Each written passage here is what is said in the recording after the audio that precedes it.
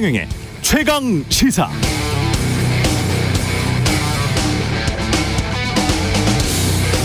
네, 아주 쉬운 문제 세 문항만 풀어보겠습니다. 우리 공교육 과정에 나오는 내용이니까요. 킬러 문항은 넣지 않으려고 노력했습니다. 국가를 이루는 3대 요소는 정답은 국민, 영토, 주권이죠. 대한민국의 주권은 누구에게 있나요? 대한민국의 주권은 국민에게 있습니다. 그럼 반국가 세력이란 무엇인가요? 누가 되죠? 누구를 의미합니까? 헷갈리십니까? 자, 다시 한번. 국가를 이루는 3대 요소는 국민, 영토, 주권인데 그중 영토나 주권은 반국가 세력이 될 수 없습니다. 반영토, 반주권 이런 건 말도 안 됩니다. 게다가 대한민국의 주권은 국민에게 있으니까 반국가 세력은 결국 반국민 세력이라는 말인데 대통령이 말한 반국민 세력은 누구일까요? 이거 공교육 과정에서 다 나오는 이야기인데 이렇게 출제하니까 잘 모르겠습니다. 킬러 문항이 돼버리네요. 혹시 설마 대통령이 스스로를 국가라고 착각했던 건 아니겠죠? 그래서 본인 생각과 다르면 반국가 세력이라고 지칭한 건 아니죠? 그렇다면 다시 묻겠습니다. 대통령이 말한 반국가 세력, 그러니까 반국민 세력은 누구일까요? 네, 안녕하십니까. 6월 30일 세상에 이익이 되는 방송 최경영의 최강시사 출발합니다. 저는 KBS 최경영 기자고요. 오늘은 즐거운 금요일, 방금 제가 오프닝에서 드린 질문에 대해 의견 보내주시는 분들, 그리고 방송 듣고 다양한 의견 문자로 보내주시는 분들께 오늘부터 추첨을 통해서 시원한 아이스 아메리카노 쿠폰 쏘겠습니다. 참여하실 문자 번호는 짧은 문자 50원, 긴 문자 100원이 드는 샵 9730이고요. 최경영의 최강시사 유튜브로도 실시간 방송합니다. 오늘 최강시사 박치기왕 김재원 그리고 이준석 국민의힘 전 대표, 홍익표 민주당 의원과 함께하는 킬러 토론, 그리고 민가 함께 준비되어 있습니다.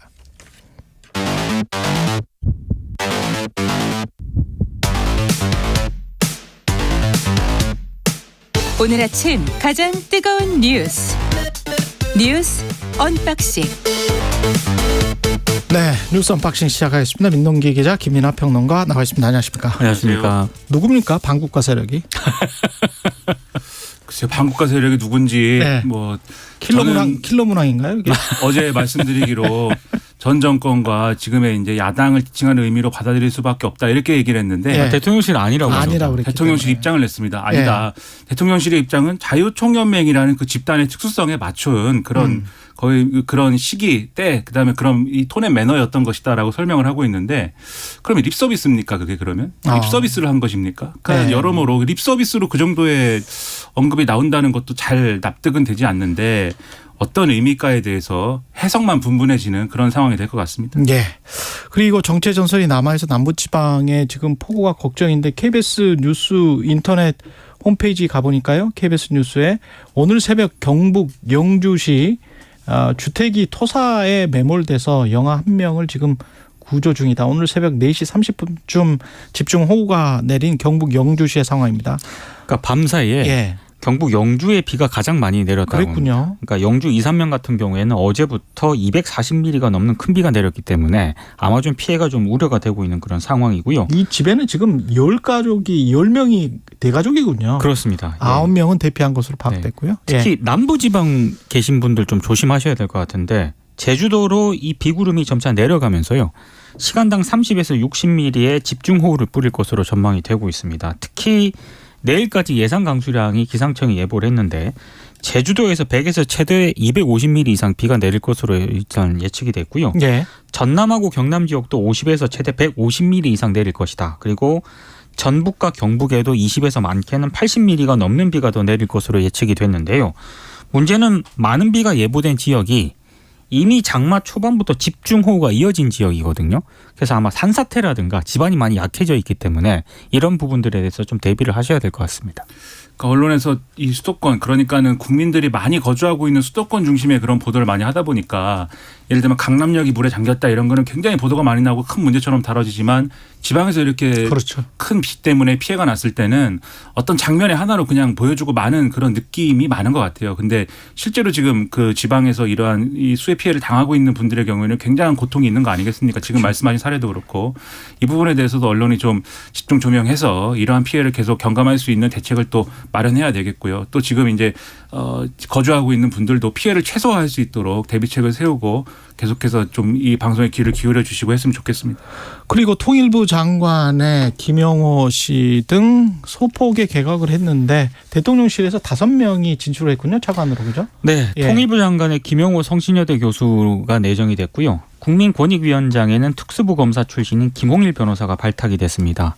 김영호 통일부 장관 내정자는 강경 보수파로 분류가 되고 있는데요. 예. 유튜버로 활동을 하면서 북한 체제 붕괴에 기반한 흡수 통일론 등을 주장을 했던 그런 인물입니다. 그래서 강대강 대북 정책이 좀 강화가 될 것이다. 통일부 역할도 좀 조정이 되지 않겠느냐 이런 전망이 나오고 있습니다. 김홍일 권익위원장 내정자 같은 경우에는 이제 강력 특수통 검사 출신인데 2007년 이명박 전 대통령의 다스 실소유주 그리고 BBK 의혹에 대해서 무혐의 처분을 내렸던. 그때 무혐의 처분했죠. 그렇습니다. 예. 그리고 대장동 수사 기록에도 등장을 하는데요. 뉴스타파가 보도한 내용에 따르면 김만배 씨로부터 대장동 자금책 조우영 씨 관련 수사를 잘 봐달라. 이런 청탁을 받았다는 의혹이 제기된 그런 인물입니다. 그리고 말씀하신 것처럼 중앙부처 차관 내정자 12명 가운데 5명이 현직 대통령실 비서관 출신입니다. 지금 이번 인사 전에요. 2명이 또 이게 차관으로 갔거든요. 그러니까 다 포함을 하면은 대통령실 비서관 출신 차관이 모두 7명인데 우려가 좀 나오고 있습니다. 왜냐하면 이 차관들이 대통령실과 부처의 가교 역할을 할 가능성이 높기 때문에 책임 장관제가 좀 퇴색을 하고 실세 차관이 좀 부상을 하지 않겠느냐. 이렇게 되면은 장관보다는 좀 차관을 중심으로 좀 앞으로 이 정부가 운영될 수 있다. 이런 우려도 나오고 있습니다. 그러니까 이게 처음에 이 얘기 나올 때도 말씀드렸는데 대통령실에서 직접 소통하는 심지어 대통령은 이분들 중 일부하고 밥도 먹으면서 이권 카르텔을 해체해야 된다. 그런 역할을 해라. 이렇게 직접적인 지시도 했는데 언론 보도에 따르면 그러면 공무원들이 이 차관 말 듣겠습니까? 장관 말 듣겠습니까? 그런 의문이 있는 것이죠. 그런데 또 어떤 면에서는 그 차관들이 가서 잘해서 성과를 내면은 그것도 뭐 윤석열 정권의 좋은 일이다. 이렇게 생각하는 국민들도 있을 거예요. 문제는 대통령이 애초에 이제 약속한 통치 방식이라는 거는 지난번에도 말씀드렸는데 책임 장관제 이런 것이지 않습니까? 그래서 장관들에게 어떤 권한을 크게 주고 대통령은 중간에서 그러한 부처 간의 어떤 이견이나 어떤 이런 것들을 조율하는 이러한 역할을 한다. 이런 건데. 권한을 크게 주고 책임만 거기에 합당하는 책임만 묻겠다. 그렇죠. 예. 그렇죠. 근데 지금 차관을 중간에 이렇게 다 꽂아버리면 그 체제는 작동을 안 할 거고요. 그렇죠. 그리고 설명하는 방식도 좀 의문인데 지금 언론에 이제 여러모로 보도되는 바는 부처에 있는 공무원들이 말을 안 들었다는 거예요. 그 말을 안 들어서 차관들을 직접 꽂아서 말을 듣게 만들겠다. 이제 이런 취지의 보도들이 막 나오는데 그렇게 설명하는 방식이 또 이 긍정적인 것이냐. 왜냐하면 또 공무원 사회라는데도 다양한 어떤 생각들이 있는 것이고 그 생각들이 경합을 하면서 대책이 만들어지고 정책이 만들어지면서 창의적인 대책이 나오기도 하고 뭐 이런 거 아니겠습니까? 그런데 한 줄로 쭉 세워가지고 말 안 들으면 혼난다 이런 분위기가 되면 그러면 그런 게 가능해지겠습니까? 대통령의 말이 진리는 아니잖아요. 그렇죠. 예. 그래서 그런 점에서도 우려가 있고 특히 국토교통부 1차관에 내정된 김호진 대통령실 관리비서관의 경우에는 국토교통과 관련된 경력이 전무합니다. 이 이력이라는 게 국회 보좌관, 그다음에 한나라당 상근 부대변인, 여의도 연구위원, 이명박 대통령 후보 선거대책위 전략기획팀 뭐 이런 이력들이 쭉 있고 이런 정치인 출신이라고 봐야 되겠는데 예. 이런 인사가 이제 국토부 1차관에 오는 것도 처음이다라는 건데 이게 그런 얘기도 나와요. 그러다 보니까 원희룡 장관이 예를 들면 총선에 출마하거나 다른 정부 요직으로 갈 수도 있는데 예. 그때 이 1차관 통해서 사실상 장관 역할을 하려고 만드는 거 아니냐. 뒤집어 얘기하면 지금 장관을 바꾼 거나 이런 개각을 하면 또 인사청문회를 해야 되고 정치적인 부담이 크기 때문에 지금 이런 형식으로 우회적으로 이제 그 문제를 피해가는 거다라는 지적도 있습니다. 근데 그것도 정당한 방법은 아니죠. 그래서 이 부분에 대해서는 여러 가지 우려가 있고요. 그다음에 앞에 말씀하신 이제 통일부는 예. 이 통일부는 이제 앞으로 어떻게 되는 거냐 이런 생각이 들어요. 그러니까 이명박 정권 때도 그렇고 보수 정권 초기에 이제 항상 박근혜 정권 때는 안 그랬습니다만 보수 정권 초기에 좀 나오는 얘기가 통일부를 없애고 싶어합니다들. 통일부가 불필요하다. 이런 것이 독립적인 어떤 독임제 부처로 있는 것이 부당하다 이런 지적인데 그런 지적도 있을 수 있겠습니다만 지금 예를 들면 이 통일부를 없애려면 정보조직법이나 이런 걸 바꿔야 되는데 그럴 수가 없는 환경이지 않습니까? 그러다 보니까 아예 지금 통일부의 어떤 원래 역할이나 이런 것들을 바꾸려는 것 같아요. 그래서 통일부라는 게 원래 이 존재하는 처음에 만들어진 목적이라는 거는 남북 간에 그래도 뭔가 이 남북 간의 특수성에 기반한 사업들. 대화 그렇죠. 협력. 교류 협력이라든지 대화라든지 이런 것들을 할 수 있는 조건을 만들어가는 것이 통일부의 어떤 임무였는데 대화 협력 그리고 장기적으로는 평화 통일을 지향하겠죠. 그렇죠. 그건 그렇죠. 헌법에 다 나와 있는 이야기고요. 그렇죠. 예. 근데 이렇게 사실상 이제 흡수 통일론자 그리고 자체 핵무장론자 이렇게 분류가 되는 그리고 이 한번 이분에 대한 뭐랄까요 인사 검증을 철저히 했다면 학계에서의 평판이나 이런 것들도 아마 이거는 봤을 뭐 건데 계속 저 청문회 할 때 나올 것 같은데 그렇죠. 노태우 정권 시절에 남북 비핵화 공동선언도 파기해라. 그렇죠. 네.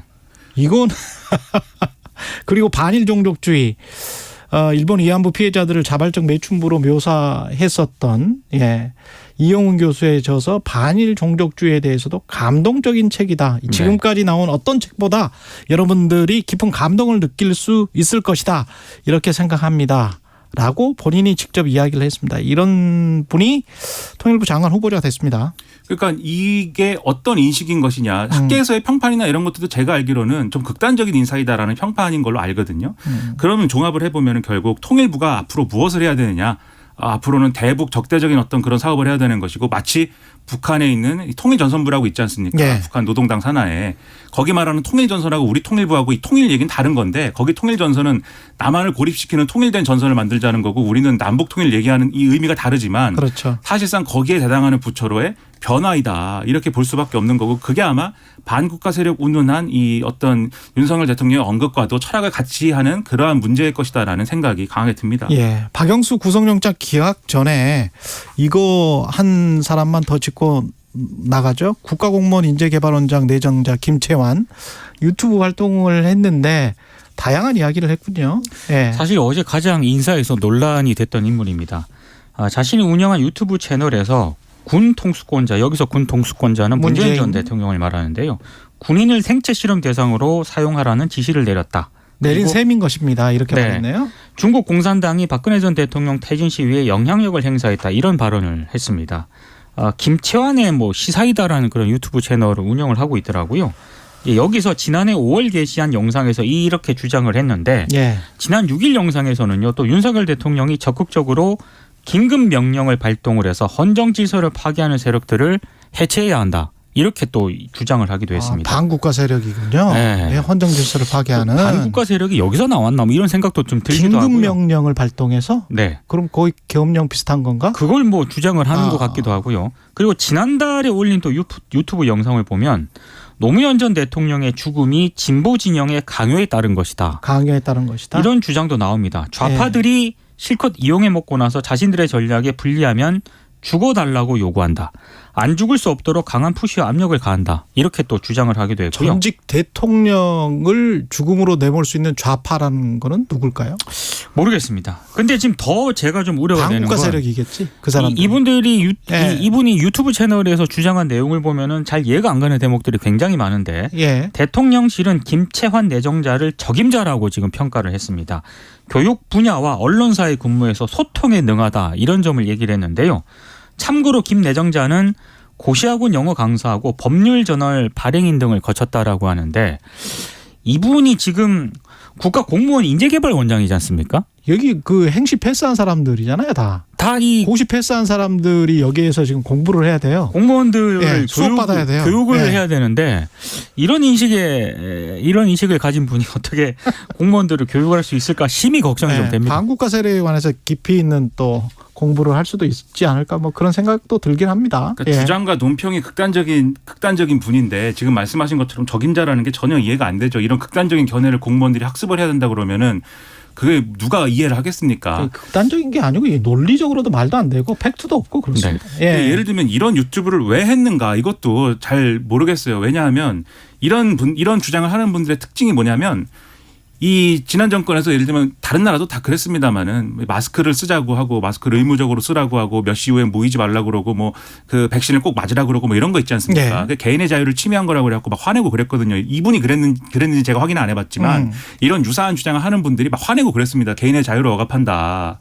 근데 지금 이 문재인 전 대통령이 군인을 생체 실험 대상으로 사용하라는 지시를 내렸다라면서 반발한 이 대목은 뭐냐면 그 당시 군부대의 경우에는 지시를 내린 셈인 것입니다. 네, 그러니까 그 결국은 주장의 형식으로 이제 예. 포장을 했는데 예. 이런 주장을 한 근거는 뭐냐면 군부대라는 데는 외출이나 이런 것들이 어쨌든 통제돼 있지 않습니까? 그리고 군인들이 다 백신을 접종을 했어요. 그러면은 워낙 이제 앞으로 마스크도 해제해야 되고 여러 가지로 방역 완화를 해야 되니 군 부대에서부터 방역 완화를 해보자. 그래서 그렇죠.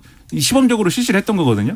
그게 또 생체 실험이다 이렇게 얘기를 하는 거예요. 선전선동 가짜뉴스와 관련해서 자유총연맹에서 그 윤석열 대통령이 이야기하지 않았습니까? 강하게 성토를 하셨죠. 네. 이분이 가짜뉴스나 선전선동의 대가인 것 같은데? 그러니까 이분의 네. 그럼 이런 분들의 논리에 따르면 이렇게 해도 문제 저렇게 해도 문제 언제나 비난할 준비를 갖춰 있는 그러한 유튜브를 운영한 것이나 다름이 없지 않느냐 저는 그런 생각도 드는데 예. 무엇을 공무원들이 거기서 배울까요? 근데 이분은 그것이 우려가 적임자라고 됩니다. 합니다. 예. 네. 그거는 이제 대통령실의 주장이고요. 예. 50억 클럽 의혹과 관련해서 박영수 전 특검의 구속영장이 기각됐습니다. 일단 직무 해당성 여부라든가 금품의 실제 수수 여부, 금품 제공 약속의 성립 여부 등에 관해서 사실적 법률적 측면에서 다툼의 여지가 있다 이렇게 판단을 했고요. 지금 시점에서 구속하면 피의자의 방어권을 지나치게 제한할 수 있다는 게 재판부의 판단입니다. 근데 지금 비판도 제기가 되고 있는데요. 지난해 1월 박영수 전 특검을 마지막으로 조사한 뒤 1년 정도가 지난 3월에서야 검찰이 본격적으로 강제 수사에 착수를 하지 않았습니까? 그러니까 검찰에 지연된 수사가 결국에는 영장 기각에 빌미를 준 게 아니냐 이런 비판이 좀 나오고 있습니다. 특히 이제 박영수 전 특검 같은 경우에는 특수통 출신이지 않습니까? 그렇죠. 예. 뭐 어떤 분이 이런 얘기를 하더라고요. 이 1년이 넘는 기간 동안 박영수 전 특검 쪽에서 과연 가만히 있었을까? 가만히 뭐 이런, 안 있었겠죠. 네, 이런 얘기도 하고 있습니다. 그리고 어제 또 같은 날에 예. 영장 실질 심사를 받은 측근이자 전 특검보였던 양재식 변호사 있지 않습니까? 역시 구속영장도 기각이 됐습니다. 범죄 사실 일부에 대해서 다툼의 여지가 있고 증거인멸이라든가 도망갈 염려가 없다라고 이제 기각 사유를 설명을 했는데 검찰은 구속영장 재청구 여부를 검토할 예정이라고 하는데 잘 될지는 잘 모르겠습니다. 그러니까 이 구속이 꼭 대화모 수사를 할 수 있는 거냐 그건 아닐 수도 있습니다. 그리고 구속이 되지 않은 상태에서도 뭐 다 이 법률 절차를 거칠 수 있지만 이 경우에서 우리가 지금 본 거는 말씀하셨듯이 검찰 수사가 충분하지 않은 것이다라는 취지로 지금 이제 판사가 얘기를 했다는 거예요. 그러니까는 검사들의 어떤 그러한 수사가 충분치 않다 그러면 앞으로 잘 될 거냐에 대해서 고개를 갸우뚱하게 되는 그런 게 분명히 있는 거거든요. 왜 지금까지 수사가 안 됐느냐에 대해서는 물론 이제 지금의 이제 여당이나 이쪽에서는 전 정권 때 수사 안 한 거 아니냐 뭐 이런 얘기도 하고 하는데 그 이유가 무엇이든지 간에 어떤 경로로 왔든지 간에 결국은 이제 검찰 수사의 어떤 실패나 이런 것들이 기대고 있는 거고 그러니까 이제 50억 특검이나 이런 것들도 예고가 되고 예정이 되고 이런 거 아니겠습니까? 이런 난국을 또 검찰 나름대로 돌파를 해야 돼요. 좀 여러모로 늦었고 어려운 수사겠지만 좀 제대로 수사를 해서 이 박영수 전 특검이 왜 어떻게 이런 삶을 살 수 있었는지에 대해서 명확하게 밝혀주기 바랍니다. 검사들만 봐주는 것 같은 세상이 점점 되는 것 같은 인상을 국민들에게 심어주면 안 될 것 같습니다.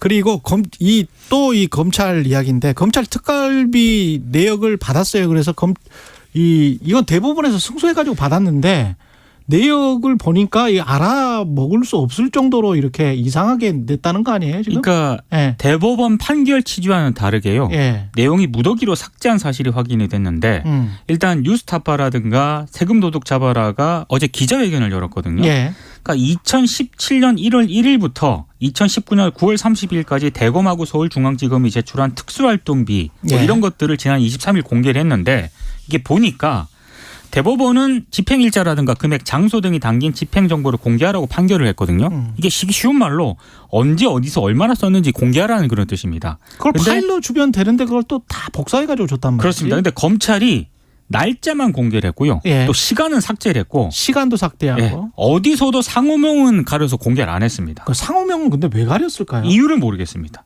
그리고 공개된 영수증도 보니까 다 99만 원만 먹었나? 복사 상태가 나빠가지고 예. 대부분 식별이 불가능했다고 해요. 99만 원 넘은 상호를 가렸을 수도 있겠군요. 그러니까 뉴스타파가 예. 실제로 영수증 가운데 61%가 판독 불가능 그리고 나머지 39%가량도 겨우겨우 식별이 가능한 수준이다라고 얘기를 했거든요. 뭐 하는 겁니까? 이게 이래도 진짜? 되는 것인가 좀 의문이 아유. 듭니다. 저는 뭐 몇 가지 생각이 드는 게 첫째로 일부러 지금 식당 이름과 그런 것들을 가리고 준 거다. 그러면 그거는 법원의 이 결정을 위배하는 거예요. 대법원입니다, 대법원. 네, 그러면 안 되는 거고요. 그거는 당연히 그 법을 위배한 것이기 때문에 추가적인 무슨 아마 법률 검찰은 제동이 그렇겠죠. 디지털로 주라고 그랬냐, 아날로그로 주라고 그랬냐. 법원이 명확하게 말을 안 했기 때문에 근데 우리는 최대한 뭐 복사를 해서 준 것이다. 근데 그 부분- 잘해드렸다. 그 부분까지 얘기를 할 건데 예. 그래서 이걸 일부러 뭐 지웠든지 어떻게 했든지 일부러 안 줬다 그런 문제가 있는 것이고 두 번째 그런데 영수증 관리라는 걸 해보면 실제로 영수증이 지워집니다. 신기해요. 이 오래되면 영수증이 희미해지는 측면이 있어요.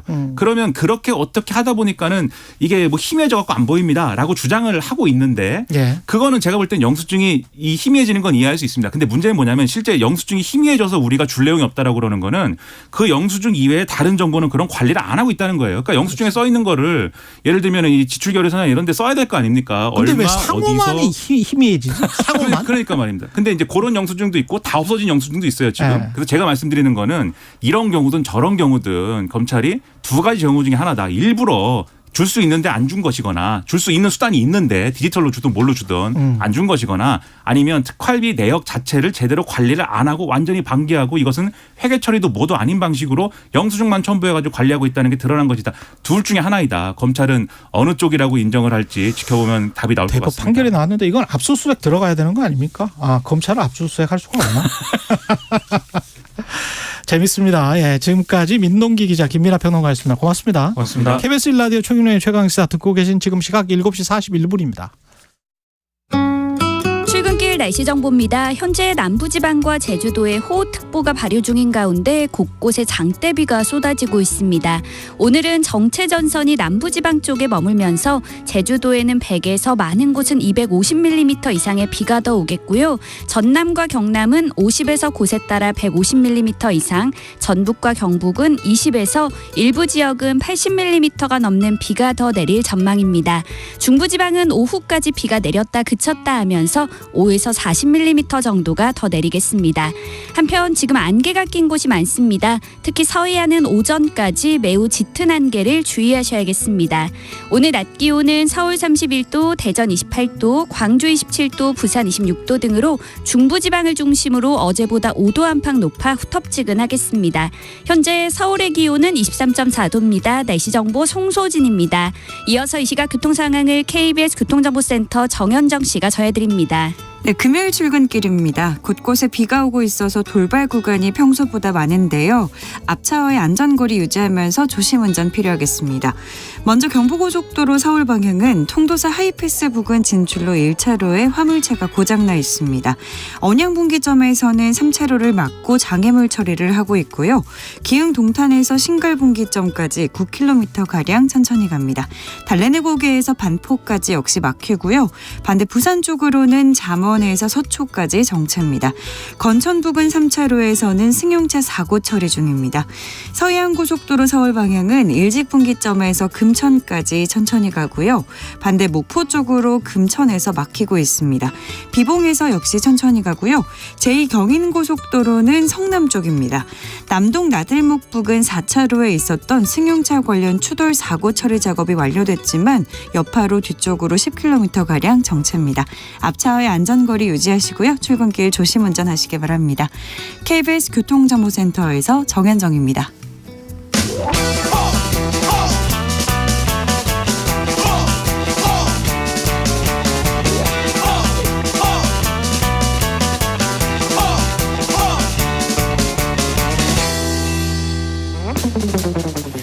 네, 링 밖으로 나간 박지기왕 만나는 시간입니다. 국민의힘 김재원 최고위원 자리하셨습니다. 안녕하십니까? 안녕하세요. 예, 오늘의 박지기 상대를 먼저 알아보겠습니다. 요즘 그 후쿠시마 원전 예. 처리수 또 오염수를 방류한다 이런 이야기에 또 편승해서 너무 과장되게 국민들 불안을 일으키는 일부 뭐 전문가라고 그 자신들은 주장하는 분들이 있어요. 아, 사실 이 과학적으로 따져보면 그렇게 근거는 없는 것 같은데 그분들이 좀 자중했으면 좋지 않을까. 국민들 불안을 너무 많이 부추긴다. 부추기고 있거든요. 예. 실제와 관계없이. 예. 그러면은 앞으로 정말 우리 사회가 한 번씩은 과거에 잘못되었던 것도 돌이켜 봐가면서 걸러줘야 되지 않을까 생각하거든요. 제가 청와대 정무수석으로 일할 때 사드 배치가 있었어요. 예. 근데 그때 현장에 가서 뭐 전부 튀겨져 죽는다, 뭐 성주 참외가 사드 참외된다, 뭐 그래가지고 헛소문 퍼뜨리고 네. 가짜 뉴스 퍼뜨리던 분들이 정치인 중에도 많았거든요. 그렇습니까? 예. 그런데 뭐 지금 와서 그때 잘못한 것을 단 한 번도 사과하지 않고 그대로 지금까지 이어져 왔거든요. 예. 아마 이 오염수 문제도 뭐 그런 결과가 되지 않을까 생각합니다. 그래요.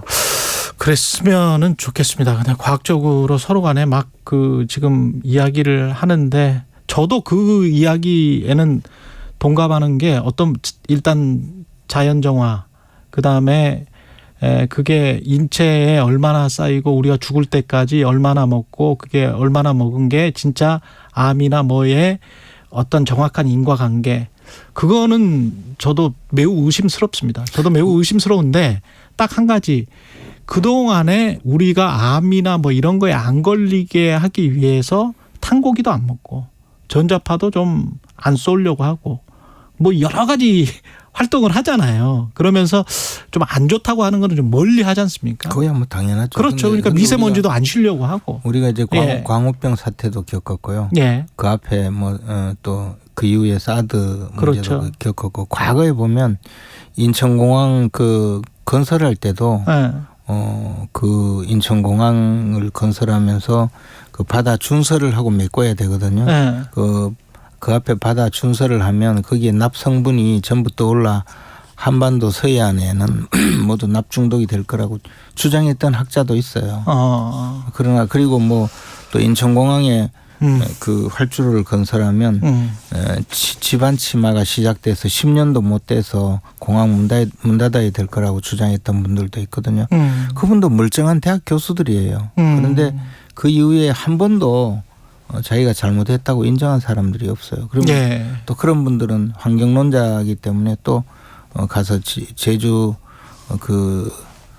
제주도의 해군기지 들어올 때 또 반대하고 뭐 천성산 그 터널 뚫을 때 도롱뇽 다 죽는다고 반대하고 뭐 이런 일이 우리가 과거에 너무나 오랫동안 축적되었기 때문에 예. 지금 와서 이번 문제를 단순히 그렇게 다룰 것이 아니라 과거에 그 모든 것을 한번 돌이켜봤으면 좋겠어요. 알겠습니다. 그 인사 이야기를 지금 해야 되는데 개각을 단행했는데 어떻게 보십니까? 대통령 비서관들이 5명 정도가 차관으로 간 게 이게 역대 처음이었던 것 처음이에요? 어떻게 보세요? 이게 처음이었던 것 같기도 하고. 차관 인사를 네. 이렇게 네. 몰아서 많이 한 것도 조금 이례적이죠. 보통 예. 장관들은 바꾸면 국민들의 어떤 시선이 새로운 사람에게 기대해 보자 이런 느낌이 드는데 차관 인사를 뭐 이렇게 대량으로 한 적은 사실 없다가 보니까 주목받는 것 같아요. 그렇죠. 예. 그리고 사실 대통령 비서실의 비서관이 1급 공무원들이거든요. 차관급으로 승진해서 가는 경우가 굉장히 많았어요. 다만 그것이 이제 이렇게 인사를 한꺼번에 하면서 그중에 대통령 비서실 소속 비서관들이 5명이 포함되어 있다 해서 조금 더 그 뉴스에 주목을 받는 거죠. 근데 이제 자꾸 이것을 뭐 대통령이 국정 장악력을 높이기 위해서 이렇게 한다. 예. 그런 논리로 끌고 가는데 예. 사실 대통령이 국정 장악력이 있어야 되죠. 통상적으로 보면 정권이 바뀌었을 때는 대통령에 대해서 국민들이 그분의 뭐 어떤 앞으로 국가를 이끌고 가려는 방향이라든가 뭐 좀 그렇죠. 고상하게 말씀드리자면 통치 철학을 그렇죠. 구현해 달라는 것으로 국민들이 대통령을 선출했거든요. 예. 그럼 당연히 관료 기구도 대통령의 통치 철학에 맞도록 진행이 되어야 비로소 이 국민 주권이 실현되는 거거든요. 예. 그런데 사실 최근 한 10여 년 동안 돌이켜 보면 각 그 부처에 있는 공무원들이 그 내부에서도 뭐 예를 들어 과단이라든가 이런 내부에서도 결정권을 가진 분들을 돌이켜 보면 마치 진치전을 벌이듯이 대통령의 통치 철학이나 방향에 저항하고 실질적으로 움직이지 않는 경우가 굉장히 많았어요. 그래서 그것을 이른바 뭐 장관의 리더십이 부족하다든지 또는 장악력이 없다든지 이런 평으로 외부로 나오고 했는데요. 이제는 그런 어떤 잘못된 뭐 진치전을 벌인다고 할까, 그분들과 어떤 민간 간의 연관관계에서의 이권 카르텔이 계속된다든지 하는 것을 이제는 막아야 된다는 그런 취지도 있다고 봐요. 근데 통일부 장관 후보자 같은 경우는 대통령의 이게 지금 철학을 말씀하셨습니다마는 대통령의 국정 철학과 일치하지 않은 것 같거든요. 왜냐하면 그동안의 남북 합의, 그 노태우 정부 때 만든 남북 기본 합의서까지 그냥 철폐해라. 그리고 북한 정권 타도해라라는 식의 주장을 해온 분인데 이게 게다가 통일부 장관 무슨 뭐 국정원 원장이라고 하면 이해할 것 같습니다만은 통일부 장관 후보자예요. 통일부 장관 후보자가 어떤 말을 하셨다 하더라도 또 그 조직에 들어가서 자신의 그 직무를 수행하게 되면 그 다음에는 이제 현재 상황이 어느 정도인지 또 북한과의 관계가 어떻게 진행되어 왔는지 앞으로 또 어떻게 갈 건지를 생각을 하고 또 그에 맞춰서 반응을 하겠죠. 그럴까요? 그리고 네, 저는 조직 내부에서 그 활동하는 분들은 상당히 그에 대해서도 제약을 받게 되거든요. 그리고 김채환 국가공무원 인재개발원장 내정자 이 사람도 유튜브를 많이 했던데 이게 K방역 홍보를 위해서 문재인 대통령이 군 통수권자가 군인을 생체 실험의 대상으로 사용하라는 지시를 내린 셈이다. 뭐 물론 유튜브여서 자극적으로 일부러 이렇게 발언을 했는지는 모르겠습니다만은 이 행시 패스한 사람들 모시고 수업 총괄하는 이 인재개발원장의 인식이 너무 조악하지 않습니까? 이건 사실 이분도 이제 인재개발원 하면 또 그 지금까지 해오던 여러 가지 그 교육 과정을 조금 뭐 바꿀 수는 있겠지만 그러나 크게 그 자신이 지금까지 주장했던 이야기를 그 관철시키려고 하지는 못할 거라고 봅니다. 저도 30년 이전에 그 인재개발원 그때 당시 중앙공무원교육원 그렇죠. 과정을 거쳤는데요. 1년간 뭐 그런 과정에서 지금 말씀하신 대로 주장을 하거나 또 그것을 반영시키기 위해서 뭐 이상한 수준의 이야기를 한다든가 그렇지는 않으리라고 봐요. 아니 근데 제가 이제 걱정되는 건 윤석열 대통령, 윤석열 정부의 이미지가 이런 극우 유튜브적 색깔을 가지고 있는 장관 후보자나 이런 차관급 내정자가 이 투사가 된단 말이죠. 그 이미지가. 그러면 그게 정부나 대통령의 이미지에 별로 좋지가 않을 것 같은데 왜 이런 인사를 했을까 그런 궁금증이 듭니다. 아니 제가 보기에는 대통령이 바뀐 지가 1년이나 되었는데 정부 부처는 거기에 따라가지 않고 그냥 자신들의 방향과 더 나아가서 관료들 개개인의 이해관계에 따라서 움직이는 것이 아닌가라는 생각을 할 때도 많았어요. 그러니까 좀 자극을 준다는 의미에서 좀 퍼스널리티가 강한 분을 뭐 차관급으로 보낼 수도 있겠지만 사실 차관은 독자적으로 일하는 것이 아니라 늘 장관의 통제를 받거든요. 그렇기 때문에 차관 인사를 두고 저는 뭐 이렇게 크게 논란을 벌일 필요는 없다고 생각해요. 그리고 지난번에 자유총연맹 창립 기념식에서 대통령이 반국가 세력이라고 지칭을 했는데 나중에 이제 대통령실은 그 반국가 세력이 민주당이나 문재인 정부를 이야기하는 것은 아니다라고는 했습니다만 정황상 이렇게 맥락상 우리가 또 보면 킬러 문항은 아닐지라도 이렇게 쭉 보니까 그게 반국가 세력이 거기 아니야 이렇게 느껴지거든요. 그렇게 그런데 지칭한 걸 아닐까요? 아니 그런데 네. 전임 뭐 대통령을 그렇게 지칭할 그 상황은 아니죠. 그리고 사실 종전선언을 해야 된다고 주장했던 많은 분들이 종전선언 이후에 결국은 그것이 빌미가 되어서 유엔 사령부가 해체되고 주한미군이 철수된다라는 그 내용까지 스스로 노리면서 정전선언 요구를 계속했었거든요. 예. 그러다 보면 사실 대한민국 안보에 큰 위협이 되는 주장을 한 거죠. 그렇게 해서 이 종전선언 자체를 마치 한반도 전체의 평화의 이 전제 조건인 것처럼 이야기한 것, 그리고 그를 통해서 자신들이 생각하는 어떤 방향으로 끌고 가려고 겉으로는 종전선언이지만 사실은 한반도에서의 그 주한미군 철수를 그 노리고 이야기를 했다면 뭐 그분들에 대해서 느끼는 것이 반국가 세력이다라고 할 수 있겠죠. 알겠습니다. 여기까지 듣겠습니다. 김재원 국민의힘 최고위원이었습니다. 고맙습니다. 고맙습니다. 박영수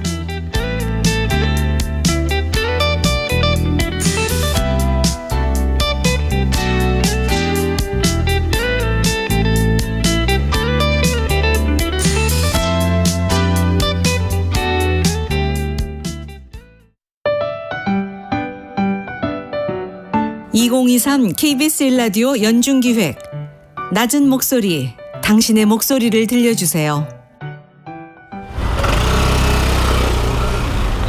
1004호를 호출합니다. 실패입니다. 안녕하세요. 저는 배달 일 하고 있는 이영주라고 합니다. 52이요. 우리 배달은 여름은 비수기고 겨울이 성수기예요. 토요일 날 일요일 날이 좀 많고 한 40건 정도, 많이 하는 사람들은 한 80건 정도. 오토바이 타는 게 일단은 계속 하루 종일 앉아있으니까 허리가 좀 많이 불편하고, 그다음에 여름엔 더위와의 싸움이 가장 힘든 것 같아요. 이게 배달이 심해요. 경쟁이 업체 간에. 빨리 안 누르면은 그게 사라져 버리니까 요령껏 무조건 빨리빨리 해야 돼요. 주로 비 오는 날이랑 빨리 갖다 달라고 그럴 때, 그럴 때가 좀 힘들죠. 가끔 가다가 늦게 갖다 주면은 취소한다고 그러고, 그럴 때는 좀 난감하죠. 비 오는 날은 막 빨리 갈 수가 없으니까 그때가 좀 진짜 일하기 힘들어요. 비 오는 날. 난폭 운전한다고 그렇게 생각하시는데 그건 아니고, 빨리 소비자들한테 갖다 주기 위해서 어쩔 수 없이 그렇게 하니까 그걸 이해해 주셨으면 감사하겠습니다. 지금 콜비가 너무 지금 약하더군요. 네, 너무 아니니까 조금만 올려줘서. 근데 그게 내 마음대로 되는 것도 아니고 그냥 그게 바람이에요. 네, 가족 때문에. 그게 원동력이죠. 오늘 하루도 묵묵히 살아가는 당신의 이야기를 들어봅니다. KBS 1라디오 연중기획 낮은 목소리였습니다.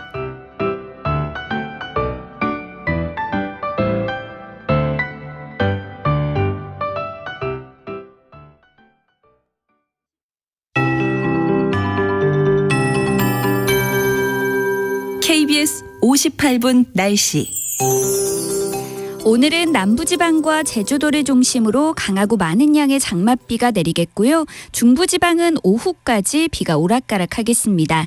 강한 비구름이 동남쪽으로 이동을 하면서 광주를 비롯해 일부 전라도 서쪽 지역의 호우특보는 해제가 됐습니다. 하지만 지금 전라도 동부와 경북 지역, 경남 서부 지역, 제주도에는 호우주의보가 계속 이어지고 있습니다.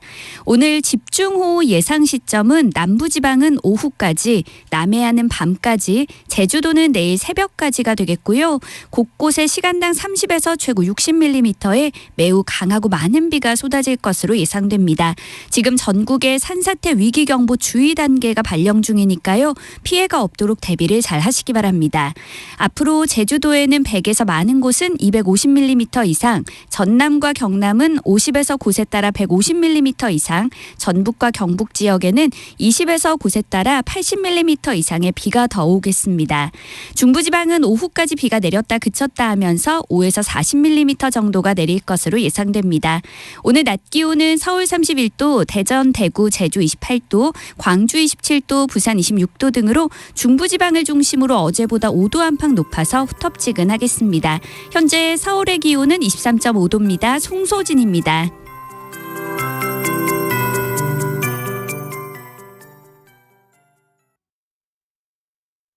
정성을 다하는 국민의 방송 KBS가 8시를 알려드립니다. AM 711kHz, FM 97.3MHz, KBS 1라디오입니다. HLKA.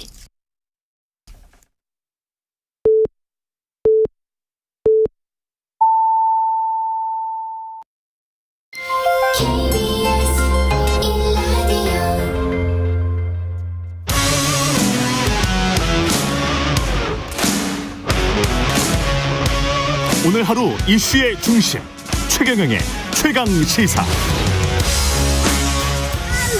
안돼 그러면 안돼 그러면 내일 모레면 시험 기간이야 그러면 안돼. 예, 그러면 됩니다. 예, 그러면 돼요. 예.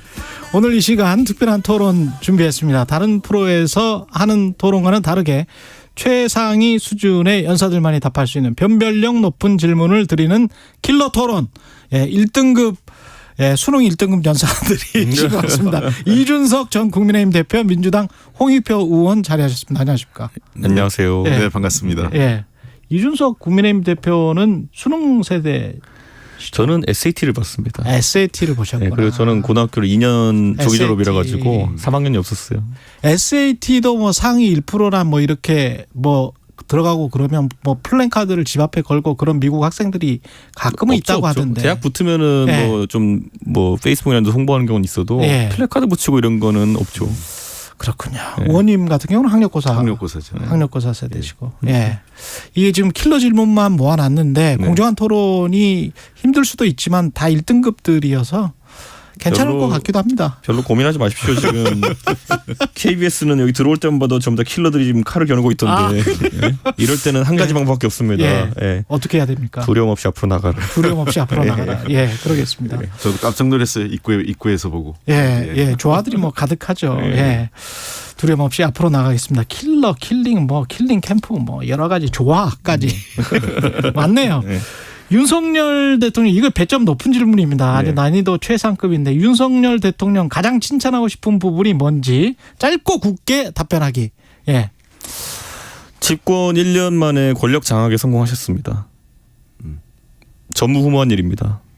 집권 1년 만에 권력 장악에 성공했다. 그렇죠. 예. 이제 어느 단계에 이르렀냐 하면은 예. 뭔가를 지르고 뭔가 약간 내용이 안 맞아도 밀고 나갈 수 있는 단계. 아. 예. 이제 그 말은 뭐냐면은 지금 언론도 이제 예를 들어 보면은 이번에 수능 사태나 이런 거에 대해 가지고 보도할 때 논조를 보게 되면은 분명히 처음에는 디테일에 있어서 가지고 굉장히 잘못된 부분이 있었음에도 불구하고 취지는 옳지 않느냐 이런 식으로 밀어붙이는 이런 시스템이 구축돼 있거든요. 예. 저는 근데 이런 것들이 굉장히 자신감을 대통령에게 줬을 것 같습니다.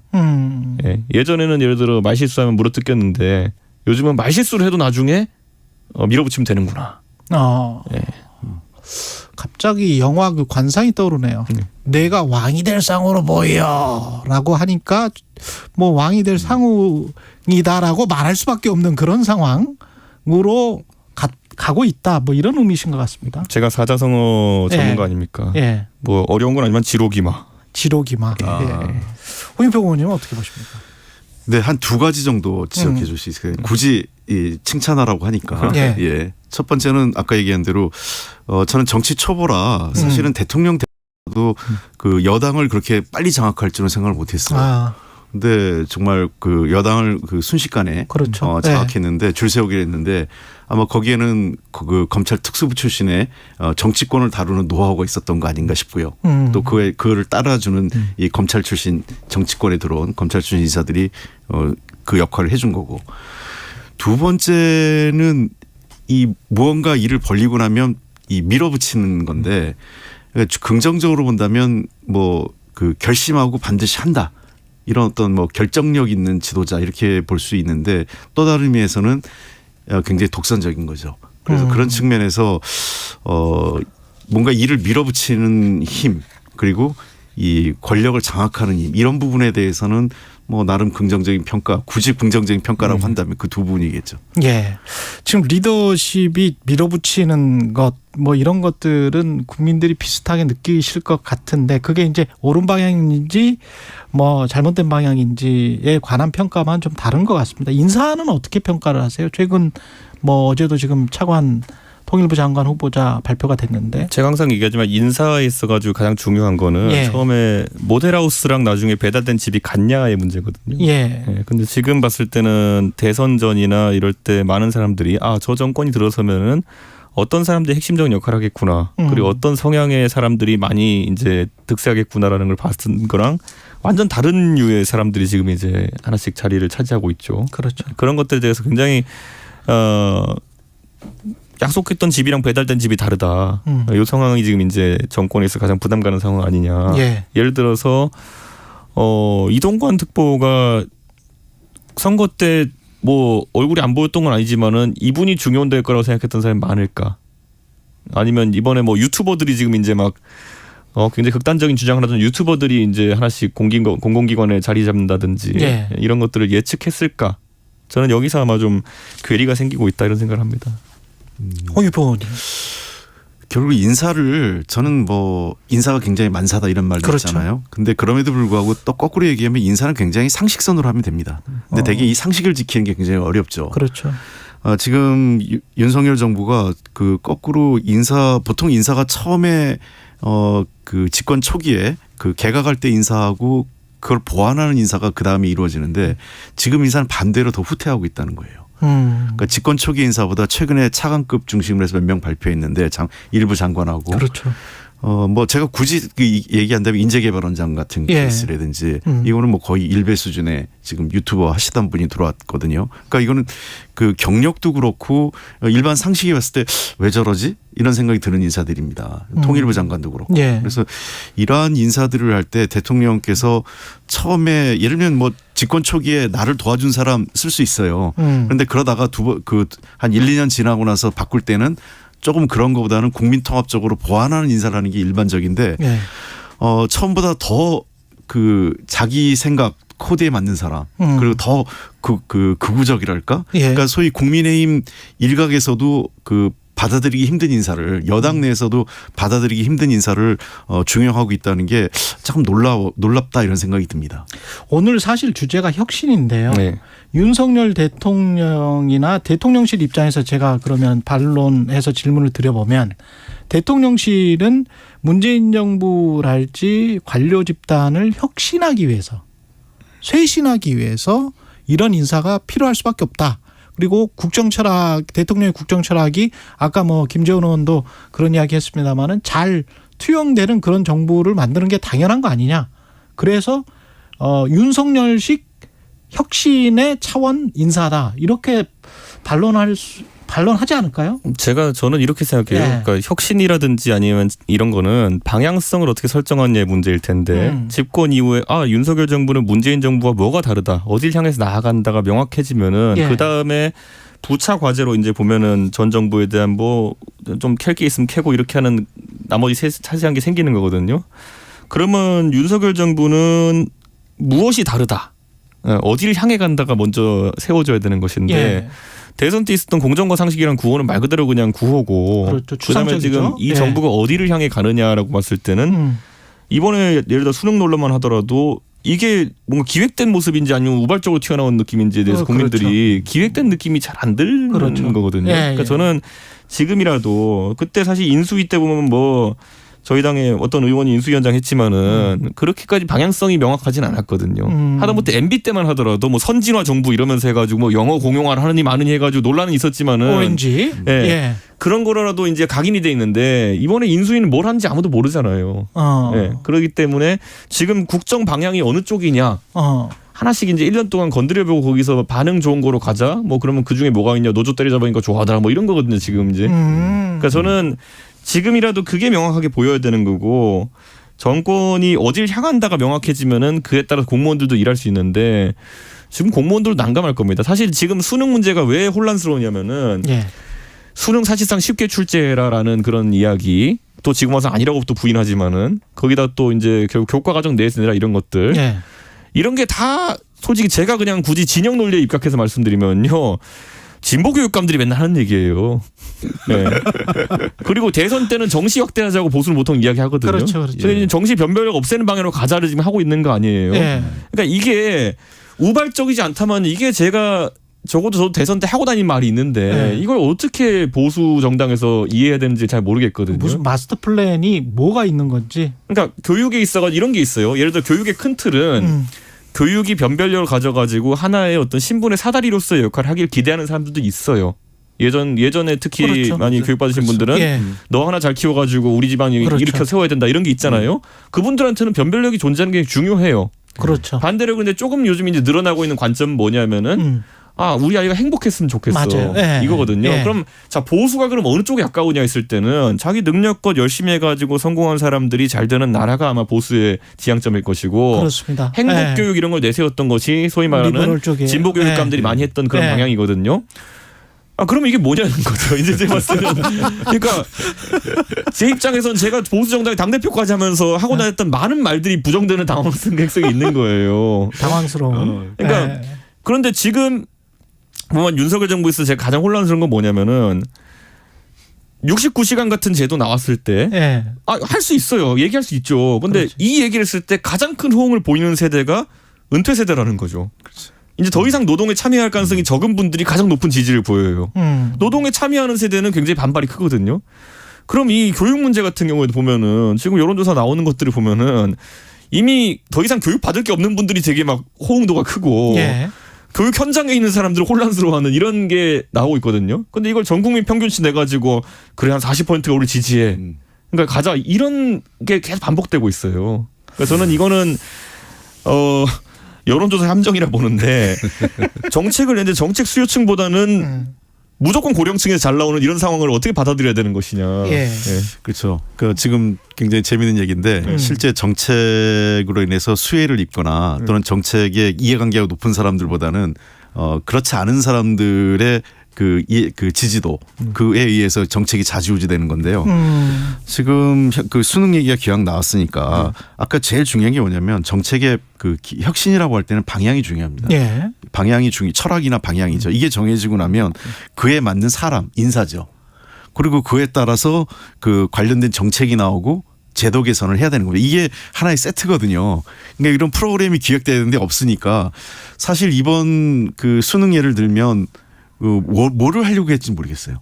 그러니까 갑자기 수능 시험에 킬러 문제 그리고 그 일타 강사들을 때리는 문제로 이제 전환됐거든요. 원래 그 더 깊은 고민을 한다면 우리 사회에서의 교육 문제를 아까 얘기했던 큰 틀에서 그 변별력을 높여서 아이들에게 그 경쟁을 좀 더 해서 우리 좋은 아이들이 좋은 대학을 갈 수 있게 하는 게 맞느냐?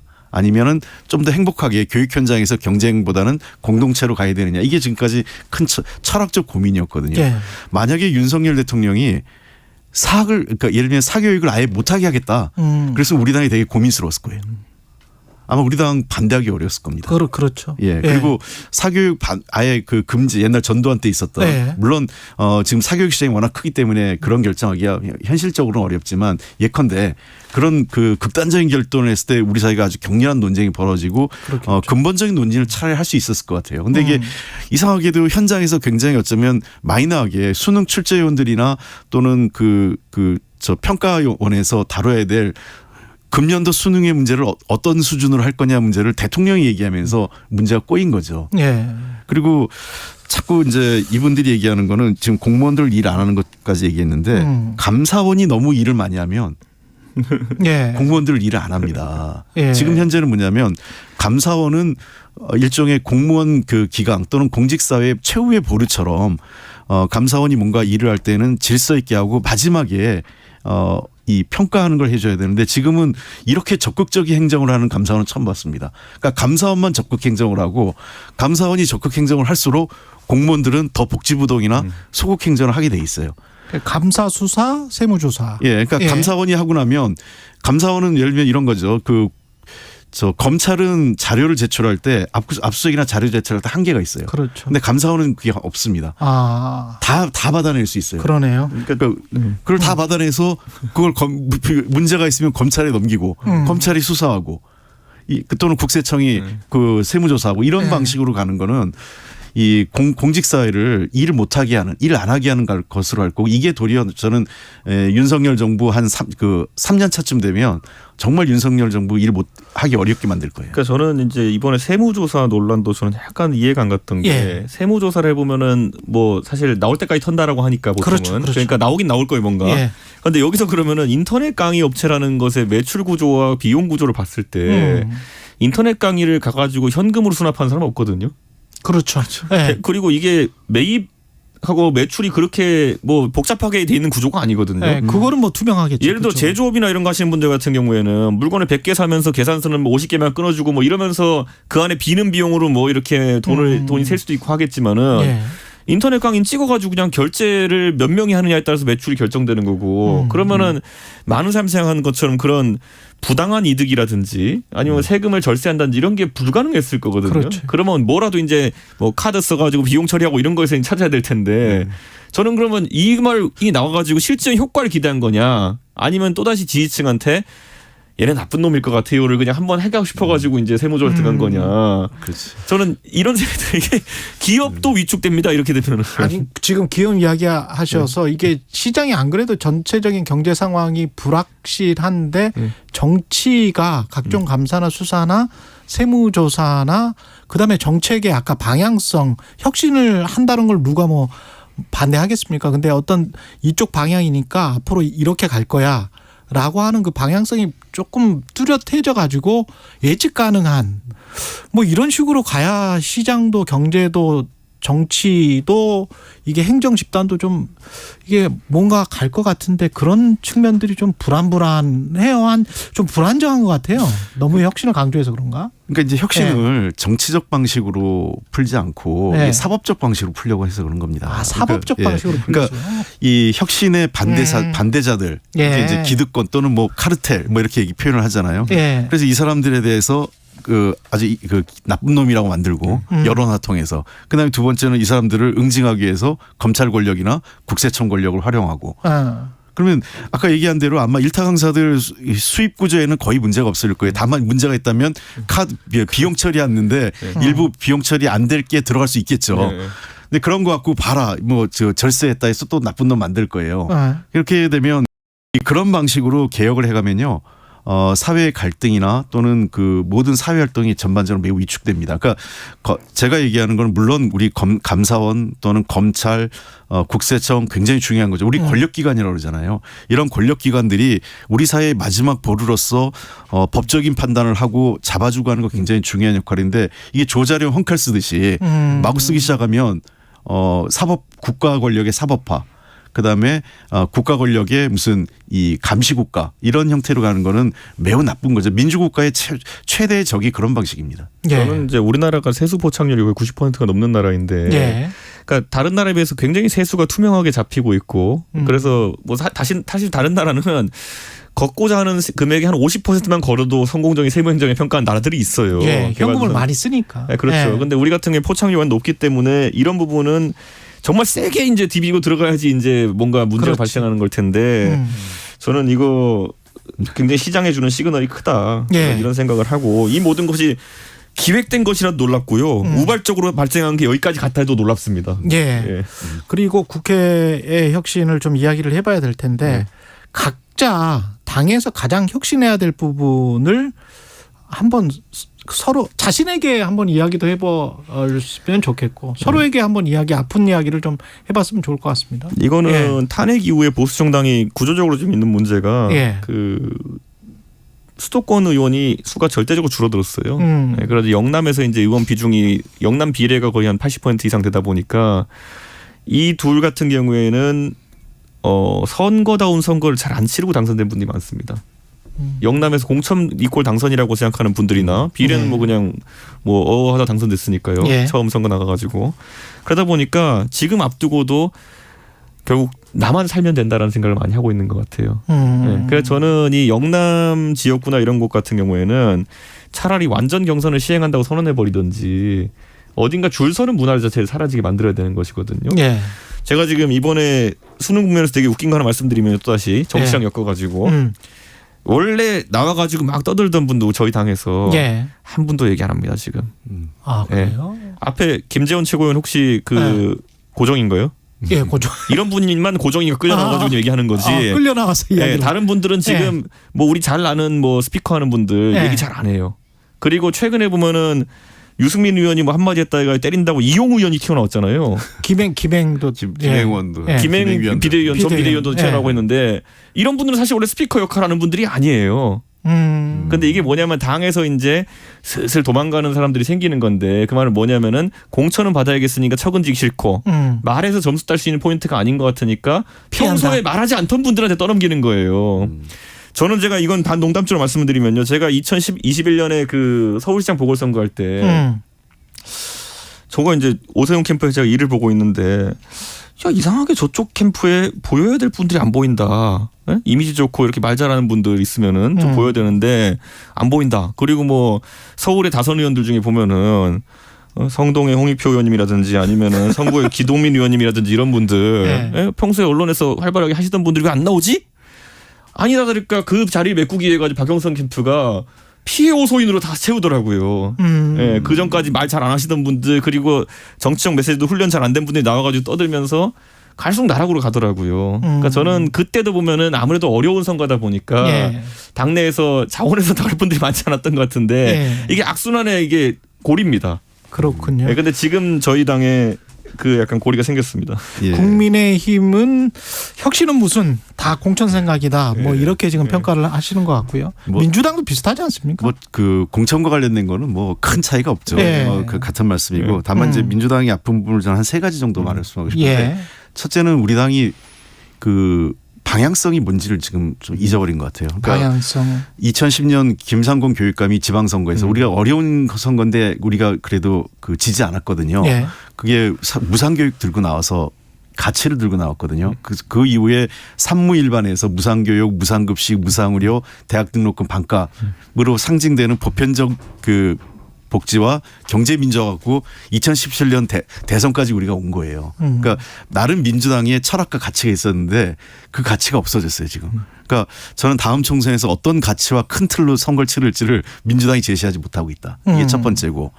두 번째는 관용성인데 어느 국가나 도시가 발전할 때는 관용성이 넓은 국가가 발전합니다. 그러니까 뉴욕이나 뭐 런던, 베를린 이런 도시의 그 발전의 특징 중에 여러 가지가 있지만 수용성과 관용성이거든요. 그러니까 외부 인사들에게 문을 넓게 열고 개방적인 태도를 취하는. 근데 어느 순간 전 한 4, 5년 전부터 우리 당이 대단히 폐쇄적인 정당이 돼가고 있는 거 아니냐. 그러니까 민주당이 폐쇄적이 되고 있다. 그러니까 이 반대쪽 또는 아주 뭐 우리하고 다른 사람은 아니겠지만 어느 정도 우리하고 생각 큰 틀에서 같이 하는 사람하고 문을 넓혀주는 관용성이 좀 있어야 되지 않을까 하는 문제.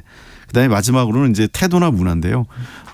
늘 우리가 어떤 문제를 지적받았을 때 우리가 잘못했다라고 하면 될 일인데 그리고 나서 뭘 하면 되는데 저쪽이 더 나쁜 놈이잖아. 이게 반사 그냥 그 아주 반사적으로 나와요. 그러니까 초등학교 때 우리가 반사 뭐 이러잖아요. 제가 더 나쁘잖아. 쟤는 저랬는데 이거부터 나오니까 국민들이 보기에 아니 그쪽 나쁜 거 아는데 너희도 잘못했잖아 이런 부분이기 때문에 일단은 뭔가 그 국민적 지적이나 나왔을 때에는 저희가 잘못했다. 근데 이런 부분은 이렇다라고 설명을 했어야 되는데 어른이 어른 나왔으면 좋겠다. 그러니까 저는 이재명 대표가 여기서 역할을 해야 된다고 지적을 계속 하고 싶은 게 당의 아까 전 큰 방향성을 정하는 것도 이재명 대표 역할이지만은 전술적인 움직임을 통제할 권위가 지금 전혀 없어요. 저는 예를 들어 지금 이 상황에서 후쿠시마 오염수 문제에서 국민들이 많은 우려가 있다 한들 거기에 대해서 뭔가 대응하는 방식이 단식이라고 한다면은 올드하기 짝이 없다. 단식이라는 거는 저도 해봤지만 들어갈 때 명분과 나올 때 명분이 명확해야지만 효과가 있는 것이고 그나마도 성공한 사례가 없어요. 옛날에 YS 정도가 늘어놓아가지고 이제 뭐 지방자치 요거 이럴 때야 뭐 가능할 수 있겠지만은 지금 이 문제에 있어가지고 그럼 들어가는 단식이 명분이 만약 국민 건강이라면 나올 땐 뭐로 할 건데요? 예, 한 20일 정도 이제 인간이 버틴다고 했을 때 20일 뒤에 뭐가 달라져가지고 단식 풀고 나올 건데요. 그러니까 저는 이런 전략 전술의 부재가 지금 굉장히 민주당에 뼈아플 수밖에 없는 상황이고 이재명 대표라고 뭐 대단한 아이디어가 있는 것 같지는 않아요. 그러다 보니까 이거 하지 말고 이거 하자를 제안 못 하는 거죠. 그러니까 저는 지금 상황에서 뭐 보면 옛날보다 민주당이 박력이 없다는 이런 것도 있어요. 옛날 같은 민주당 서명운동 같은 거 화끈하게 하거든요. 예. 가가지고 막 이재명 대표 같은 머리띠 두르고 가가지고 한복판에 가가지고 100만 장 모읍시다 하고 이러거든요. 요즘은 현수막에도 QR코드로 사인해주세요 이거 붙여놓고 있어요. 그러니까 다들 박력도 없고 예, 올드하고 뭐 이런 상황인데 거기서 가장 큰 문제는 뭐냐면 아까 홍익표 의원님 지적해 주신 것처럼 무상 시리즈 다음에 아젠다가 뭐야라는 거예요. 예. 그 시리즈에 아젠다가 없다? 사실 그 시리즈의 끝판왕이 이재명일 수밖에 없는 이유는 자 이재명 시장과 지사를 제가 비판할 때 몇 년부터 계속 많이 썼던 논리는 뭐냐면요. 이재명 성남시장이 아니라 당신이 동두천 시장이면 당신이 아닌데 할 수 있느냐. 성남은 지방자치세를 불교부 받는 단체이기 때문에 지방자치단체 중에서 불교부 단체이기 때문에 어떻게 보면 부자니까. 어떻게 보면 서울보다 재정 상황이 좋다고 볼 수도 있어요. 판교 재량 예산을 봤을 때는. 그런데 뭐 판교를 이재명 시장이 만들었습니까? 그 예전에 만들어 놓은 건데 시장이 되면서 그 세수 혜택을 본 건데 세수가 1,000원이 갑자기 늘었잖아요. 그러니까요. 그러면서 자기 혼자 이제 뭐 모라토리엄도 선언했다가 막 다 해도 되잖아요. 당장 경기도지사만 가도 옛날만큼 세금 쓰는 게 유용하지 않으니까 그때부터 이재명 지사가 방향을 틀어가지고 뭐 하냐면은 뭐 신행정이다 그래가지고 여기 막 그 이름표 다 자게 만들고 공무원들한테 돈 안 드는 것들 남양주 가가지고 뭐 하는 거 옛날 조광한 시장이 했던 거 그런 거 갖고 막 이제 생색내고 이런 거 하는 거 아닙니까? 돈 드는 건 잘 못했어요 경기도 때도 보면은. 그러니까 저는 그러면은 그게 야당 대표는 더더욱 할 수가 없어요. 기재부라는 큰 벽이 있고 그렇겠네. 뭐 주자고 할 때마다 사실 국민들이 반응하기 때문에 성남에서야 무상 산후조리원 한다 그러면 성남 시민들만 그거 하는 줄 알고 그냥 반응하는 거지만은 그리고 성남시의회는 민주당이 장악했을 테니까 여기는 국회라고요. 그러면은 새로운 아젠다가 방법론이 나와야 되는 거고 저는 이재명 대표가 그걸 만드는데 실패했다. 그래서 저는 그게 뼈아픈 상황이고 거기에서 모든 리더십의 결여가 나온다. 전략적인 이야기를 많이 해주셨고 그 각계 전투로 보면은 공천과 관련해서는 험지 출마 이게 이제 또 항상 혁신의 대명사처럼 이야기가 되고 지금 두 분 같은 경우는 이준석 전 대표는 순천인지 노원병인지 제가 전 순천 절대 안 나갑니다. 순천 아니에요? 네, 절대. 노원으로 제가 경상도가 있으면요. 그 경상도 어디 출마한다고 소문 낼까 봐 제가 전라도 가 있는 거예요. 노원병도 사실은 험지고 지금 성동에서 서초울로 가신 홍익표 의원도 거긴 당연히 이제 또 험지고 민주당으로서 국민의힘으로서 서로 험지인데 이게 다른 의원들이랄지 현역이랄지 아니면 다른 당협위원장들이랄지 이런 모습이 많이 나와야 되는 겁니까? 저는 혁신위를 이재명 대표가 출범시켰다면은 첫 번째는 완전히 망신이고요. 그 제가 어디 가서 얘기한 적 있지만은 그 아까 정책적인 면에서도 그렇지만은 민주당이 사람을 쓰는 데도 있어가지고 이념적으로 그분 우리 동네에서는 대단한 분이야 이런 분이 이제 쓰는 걸 버려야 되는 거거든요. 제가 그냥 반농담적으로 얘기하지만은 그 수염 기른 분들 이런 분들 이제 보면은 외모 비하자는 게 아니라 어떤 삶의 궤적이라는 게 다 좀 그런 민중 계열이나 이쪽으로 느껴지는 분들이잖아요. 그런데 그런 그 이래경이란 분은 그 업계에서는 어떤 분인지 모르겠으나 딱 저 같은 제 나이대 사람들이 봤을 때는 좀 이질적이다는 느낌이 드는 거죠. 그러니까 제가 아까 말했지만 비하하려는 게 아니라 저만 해도 학교 때 보면 제가 반농담적으로 얘기하지만은 개량 한복 입은 선생님 계시면은 라는 생각이 들 때가 있었어요. 굉장히 선생님들이 한 가지 생각에 경도된 분들이 있었거든요. 그러니까 지금 민주당에서 사람들 이렇게 쓰는 걸 보면은요. 아까 윤석열 정부에서 비판했던 건 마찬가지로 한 가지로 또 올드한 방향의 그런 어떤 일변도를 보이고 있어요. 홍익표 의원. 그 뭐 혁신의 가장 중요한 것 중에 하나가 이제 공천 혁신 당연하죠. 그러니까 공천 아까 그래서 제가 좀 관용성, 그러니까 이 새로운 인재들을 좀 받아줘야 되는 거고 새로운 인재를 받으려면 비워줘야 되잖아요. 그렇죠. 그러니까 비워주지 않으면 들어올 수 없지 않습니까? 그렇죠. 그러니까 새로 오신 분한테 뭐 우리 입장에서 아주 어려운 대구 경북이나 뭐 강남 서초 가라 그러면 그분들이 갈 수 있겠습니까? 그렇죠. 저는 그래서 조금 좋은 자리는 좀 비워주고 그다음에 그래서 시인들을 받고 그렇게 하는 건데 물론 그렇다고 다 그걸 일률적으로 할 수는 없죠. 왜냐하면 뭐 그래서 이제 저는 무조건 제도적으로 3선 연임 금지 이건 좀 찬성하지 않습니다. 선거라는 건 잘한 사람한테는 계속 할 수 있는 기회를 주는 거고 10초 남았습니다. 그렇게 해야 되기 때문에 저는 우리가 좀 사람을 좀 받을 수 있는 그리고 험지다 이런 거는 우리가 앞으로 정치는 하기 나름이라고 생각해요. 민주당 홍익표 의원 그리고 이준석 이준석 전 국민의힘 대표였습니다. 고맙습니다. 잠시 후 8시 반부터 일부 지역국에서는 해당 지역 방송을 보내드립니다. 주위에서 이제 친구들이 홍사원의 경제쇼를 한번 들어봐라. 그래서 이제 용기가 생겨가지고 계좌도 개설하고 조금 이렇게 재미로도 하는데 많은 도움이 되고 있습니다. 그 출연진들을 어디서 이렇게 섭외를 하셨는지. 이런 경제 방송 중에서는 제일 믿을 수 있는 방송이 아닌가. 경제 방송은 뭐니 해도 홍사원 기자님이 최고신 것 같아요. 오후 4시 5분 홍사원의 경제쇼. 다른 정보만 전해드립니다. 진행은 서툴지만 내용은 알찹니다. 진실의 편에서, 정의의 편에서, 약자의 편에서 뉴스를 전합니다. 주진우 라이브와 함께 더 많이, 더 오래 웃었으면 좋겠습니다. 매일 오후 5시 5분 KBS 1라디오 주진우 라이브. 지금 시각은 8시 30분입니다. KBS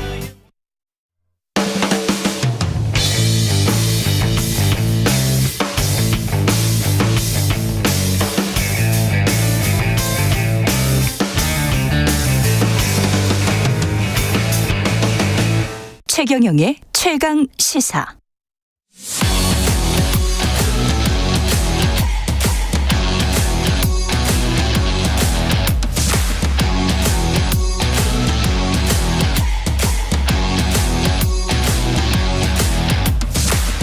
네, 오늘 처음 선보이는 코너입니다. 민과 함께 매월 마지막 금요일 월간으로 찾아뵙겠습니다. 깊이 있고 품격 있는 정치 토크, 정치 컨설팅 민의 박성민 대표와 함께 하겠습니다. 안녕하십니까? 네, 예.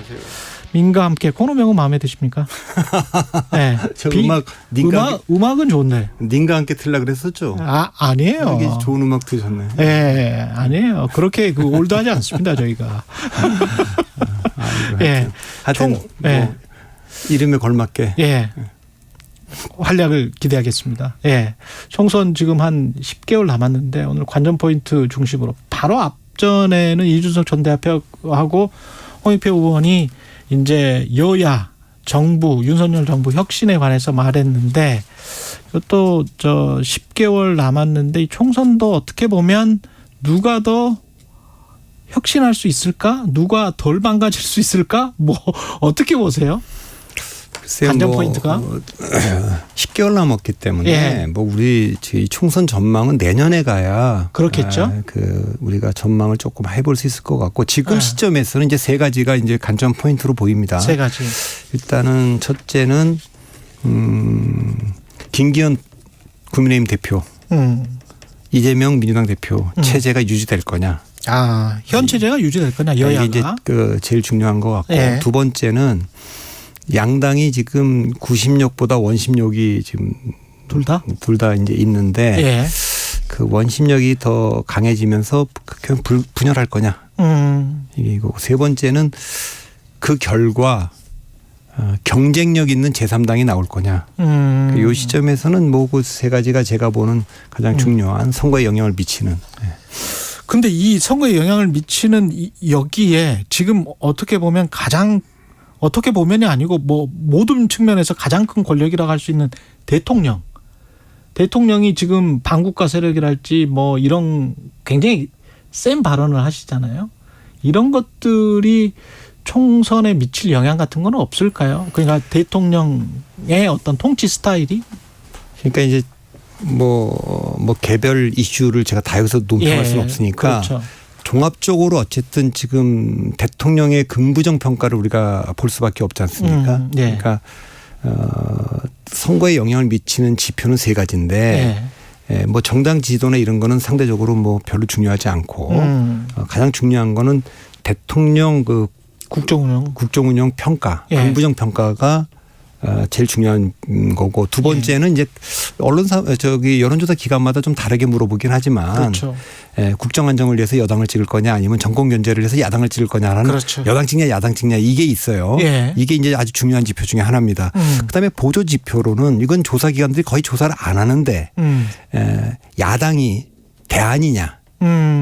야당이 대안이냐도 굉장히 중요하거든요. 야당에 대한 평가도 그렇겠죠. 가끔 뭐 야당 대표에 대한 그 호감도를 평가하기도 하고 정무생에 대한 평가도 있지만 야당이 대안이냐 이 세 가지를 지표를 보면 되겠는데 지금 이제 전화면접 조사로 보면 대통령 긍정 부정평가가 계속 압도적으로 높지 않습니까? 그렇죠. 다만 이제 요거는 35대 55를 잘 주셔야 됩니다. 그러니까 35대 55를 긍정평가가 35% 미치고 예. 부정평가가 55를 넘는다면 예. 이 구도가 정권 심판론이 작동할 겁니다. 총선 전까지 만약에 이렇게 된다면. 예, 그렇죠. 그런데 이제 시간이 가서 부정평가가 더 높더라도 뭐 예를 들면 긍정평가가 한 40 정도 되고 그렇죠. 부정이 한 50 정도 되면 좀 내려온다면 예, 그러면 이제 그거는 인물 경쟁력이나 뭐 이슈나 이런 걸로 이제 변화가 되고 예. 민주당이 간과하지 말아야 될 거는 지금 대통령 긍정평가가 한 35에서 40 정도 안에 좀 왔다 갔다 하는데 그렇죠. 실제로 고관여층 투표할 가능성이 있는 적극적인 관심층은 그렇게 차이 나지는 않습니다. 네, 그러니까 요 문제를 민주당 입장에서는 조금 더 간과하면 안 된다 이렇게 보셔야 될 것 같고요. 그러니까 국민의힘 열렬 지지자 그다음에 민주당 열렬 지지자들을 30-30으로 놓고 보면 총선 투표율이 한 60밖에 안 되잖아요. 예, 지난번은 66이었지만 이번에는 그보다 좀 낮을 거로 보죠. 그러면 사실은 열혈 지지자라면 꼭 투표할 분들이기 때문에 그분들만 주로 투표하고 중도층은 별로 투표하지 않게 되면 우리가 알 수가 없지만 네. 대통령 투표율보다는 대개 한 15% 정도는 투표율이 낮아지니까 그렇죠. 아무래도 적극적인 고관여층 외에 저관여층은 투표장으로부터 이탈할 가능성이 있죠. 대통령 선거와 총선을 비교해 보면 지난번 총선은 66%까지 갔거든요. 예. 뭐 국회의원 총선으로는 최근에 굉장히 높았던 투표율인데 예. 이번에는 뭐 그렇게까지 될 거냐 이렇게 보는 거죠. 아까 그 질문을 돌아가면 예. 어쨌든 윤 대통령이 이제 집권 2년을 하고서 선거를 치르는 거 아닙니까? 그래서 대통령 이름으로 치르겠다. 그렇죠. 중간평가다. 이렇게 얘기를 하고 있는데 그거는 적어도 대통령 긍정평가가 한 40%에는 도달해야 될 겁니다. 만약 그렇게 안 되면 이 과거에 대한 평가, 지난 2년에 대한 평가보다도 미래. 그러니까 그렇게 되면 뭐 이제 차기 주자들을 대거 내세워서 치를 수도 있기 때문에 현 시점에서는 좀 더 지켜봐야 됩니다만 이제 아까 이제 민주당이 유념해야 될 걸 짚었다면 국민의힘과 윤석열 대통령이 유념해야 될 거는 외교적 퍼포먼스를 계속 지금 하고 있어요. 한미 정상회담도 그렇죠. 하고. 그렇게 해서 뭐 한미동맹 70주년을 맞아서 큰 행사도 하고 이렇게 했는데도 지지율이 이렇게 40%를 못 넘어간다. 예. 그러면 이건 뭔가 좀 이렇게 이상하다 이렇게 느껴야 될 겁니다. 그거는 제가 뭐 여러 번 방송에서도 글로서도 얘기를 했지만 윤 대통령을 지지했던 분들 중에는 두 부류가 있지 않습니까? 흔쾌히 찍은 분도 있고 마지못해 찍은 분도 있죠. 예. 흔쾌히 찍었든 마지못해 찍었든 그게 찍었던 분들은 문재인 정부와 다른 윤석열 정부를 원한 겁니다. 문재인 대통령과 다른 윤석열 대통령을 원한 거죠. 그렇겠죠. 다르다는 건 두 가지인데 하나는 정책. 문재인 대통령과 문재인 정부가 했던 정책을 다 뒤집어라. 이건 지금 그렇게 하고 있지 않습니까? 뭐 외교, 안보, 경제, 뭐 부동산, 재정 모든 걸 다 그렇게 하고 있는데 그러니까 흔쾌히 찍었던 분들은 만족할 거예요. 그래서 한 35% 나오는 거고 예. 이탈했던 중도층이라든가 이런 분들은 그 정책뿐만 아니라 정책 태도도 좀 다르게 했으면 좋겠다. 좀 잘못한 게 있으면 잘못한 게 있으면 좀 인정도 하고 또 책임도 지고 사과도 하고 또 인사 문제도 조금 더 국민들이 신망 있는 분들 하고 이렇게 이걸 바라고 있는데 이제 그런 점에 아쉬움이 있기 때문에 그러니까 지금까지는 이제 흔쾌히 지지하는 분들하고 좀 다른 태도를 보입니다. 그러나 이게 또 선거가 다가오면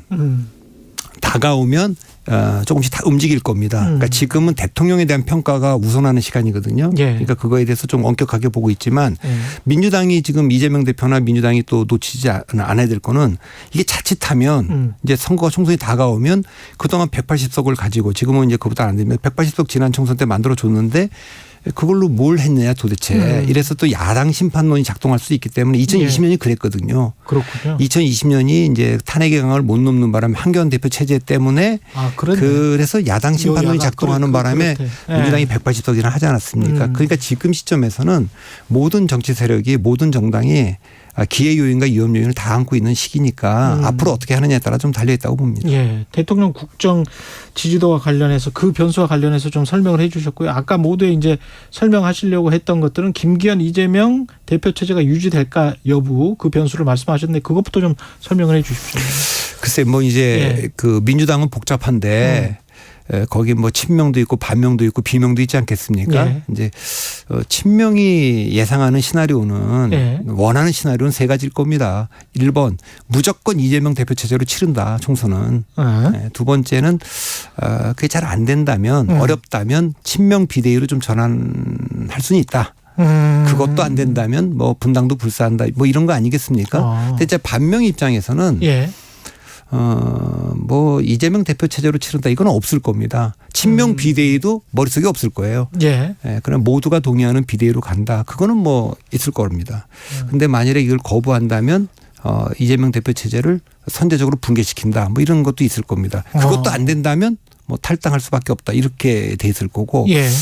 문재인계로 얘기되는 이제 뭐 비명계는 예.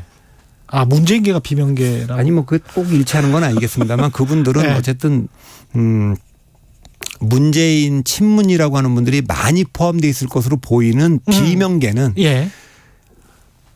분열은 안 된다. 우리가 분열하면 다 죽는다. 그러니까 예. 하나로 치러야 되고 하나를 치르려면 이재명 대표 체제로는 좀 안 되겠다. 그러니까 좀 비대위로 좀 가보자. 뭐 이런 걸 겁니다. 그러니까 교집합이 비대위일 텐데. 그럼 아까 말씀하신 모두가 동의하는 비대위가 가능합니까?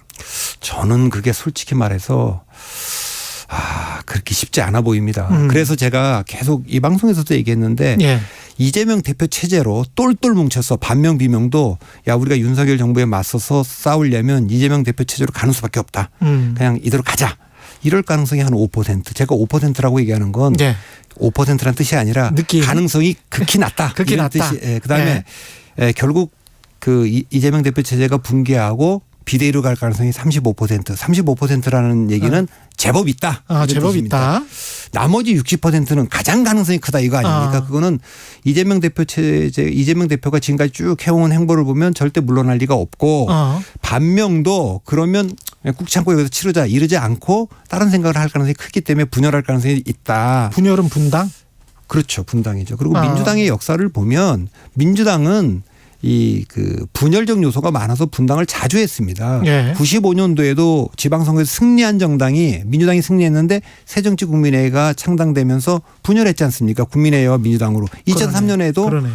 노무현 대통령으로 만든 그렇죠. 민주당을 두고 예. 또 열린우당이 창당되지 않았습니까? 예. 뭐 그 뒤에는 뭐 수도 없이 많이 분열을 했고 그러니까 그거는 이제 민주당이 갖고 있는 근본적인 구성상의 문제입니다. 그러니까 이 당을 민주당은 호남에 뿌리를 두고 김대중 정신을 계승하는 당이다. 이런 아주 전통적인 측면이 또 하나 있고. 그런 지지층. 예, 노무현 문재인처럼 민주당의 그 사실 그 호남도 기득권이기 때문에 원래 이제 PK나 영남의 그 민주화 세력이 주도하는 정당이 돼야 된다. 이렇게 생각하는 분들도 있고 이재명 대표는 또 거기서 TK 아닙니까? 그러니까 그래서 이런 복잡한 그 주도권 다툼이 좀 있기 때문에 그것이 잘 그 리더십 속에서 강한 리더십이 있어서 카리스마 있는 리더십이 있어서 그걸 통제하면 잘 가는데 예. 이게 리더십이 약해질 때는 구심력보다는 원심력이 작동하면서 분열한 역사가 많기 때문에 저는 낙관하기는 좀 어렵다고 봅니다. 낙관하기는 어렵다. 김기현 체제는 어떻습니까? 김기현 대표 체제는 뭐 지난 전당대회 때도 존재감 없는 당대표 뽑는다고 하고 실제 지금 그렇게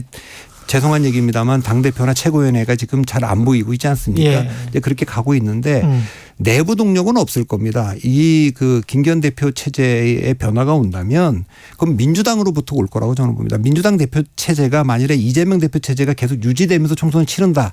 그러면 저는 김기현 대표 체제로 치를 가능성이 꽤 높다고 보지만 민주당이 어떤 식으로든 비대위로 전환한다면 그때 국민의힘이 그대로 치를 수 있겠습니까? 예를 들면 비대위 전환하는데 예. 그게 진짜 모두가 동의하는 비대위다. 그렇게 되면은 그거는 뭐 굉장한 정도의 그 혁신을 하고 올 텐데. 그런 힘과 파워를 어떻게 대적할 그거는 것이냐. 김기현 대표 체제로는 어렵다는 판단을 하겠죠. 그러니까 김기현 대표 체제의 그 운명은 이재명 대표한테 연동되어 있는 것으로 저는 보고 있습니다. 선후 관계가 이쪽 그 김기현 대표 체제가 혁신을 하거나 아니면 비대위로 가거나 그런 게 먼저입니까? 아니면은 민주당 쪽이 분열하거나 아니면 비대위로 가거나 그냥 고수하거나 이게 먼저입니까? 그러니까 만일에 지난 전당대회에서 예컨대 김기현 대표가 아니고 안철수 대표가 됐다. 그러면 민주당도 더 큰 동력이 됐겠죠. 외부로부터 동력이 와서 야 이거 봐라 지금 뭐 저기 국민의힘이 그러네. 승리하려고 지금 이렇게 선택해서 오는데 우리가 지금 사법 리스크 안고 있는 당대표로 되겠냐 이랬으면 이 안에서도 비대위 전환 논의가 훨씬 빨라졌을 겁니다. 그러니까 예. 지금은 그냥 그 지나갔지 않습니까? 이제 반대가 됐죠. 국민의힘의 내부 동력이 없기 때문에 이 동력이 민주당의 비대위 전환이 온다면 그런다면 이제 국민의힘도 변화가 오겠죠. 이제 예. 그렇게 바뀌었죠. 지난 전당대회 전이었다면 전당대회에서 만일에 국민의힘이 먼저 변했다면 혁신을 선택했다면 민주당도 뭐 뒤따라갈 수밖에 없고 정치란 게 그런 거 아니겠습니까? 결국 그러면 아까 한 65% 그런 말로 60% 그런 말로 아마도 분당의 가능성이 높을 것 같다. 민주당은 그렇게 이제 예측을 하셨는데 그 말로 유추해 보면 민주당도 분당하면 국민의힘도 분당할 가능성이 있습니까? 높습니까?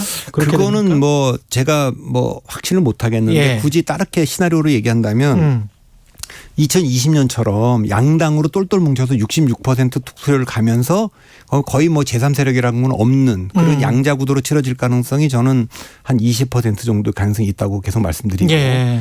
2016년도 2016년도는 가운데 국민의당이라고 하는 강력한 제3당이 있었어요. 그냥 뭐 제3당은 늘 있었지만 강력한 제3당 아닙니까? 그렇죠. 이 강력한 제3당이 나올 가능성 그렇게 3자 구도로 치러질 가능성도 한 40%는 돼 보이고 지금 현재 상황이 예. 그다음에 96년도처럼 그때는 양당이 다 분열했거든요. 예. 여권은 신한국당과 자민련으로 분열을 했고 야권은 국민의힘과 민주당으로 분열을 했습니다. 이런 4자 구도로 치러질 가능성도 전 40%가 있다고 보는데 지금 시점에서는 그걸 뭐 판단하기는 좀 어렵죠. 예. 그래서 제3지대가 강력해지려면 조건은 1당이나 2당에서 우선 크게 균열이 나야 됩니다. 지난 2016년에는 일단 민주당에서 파열음이 났지 않습니까? 그 문재인 대표가 될 때 나왔던 박지원 그 의원. 그러네요. 예. 그래서 호남에서 반 문재인 바람이 불면서 가다가 혁신위가 이제 김상곤 조국 혁신위가 있었지만 안철수 의원이 뭐 9월 달에 혁신은 실패했다 이러면서 이제 문재인 안철수 대립으로 가다가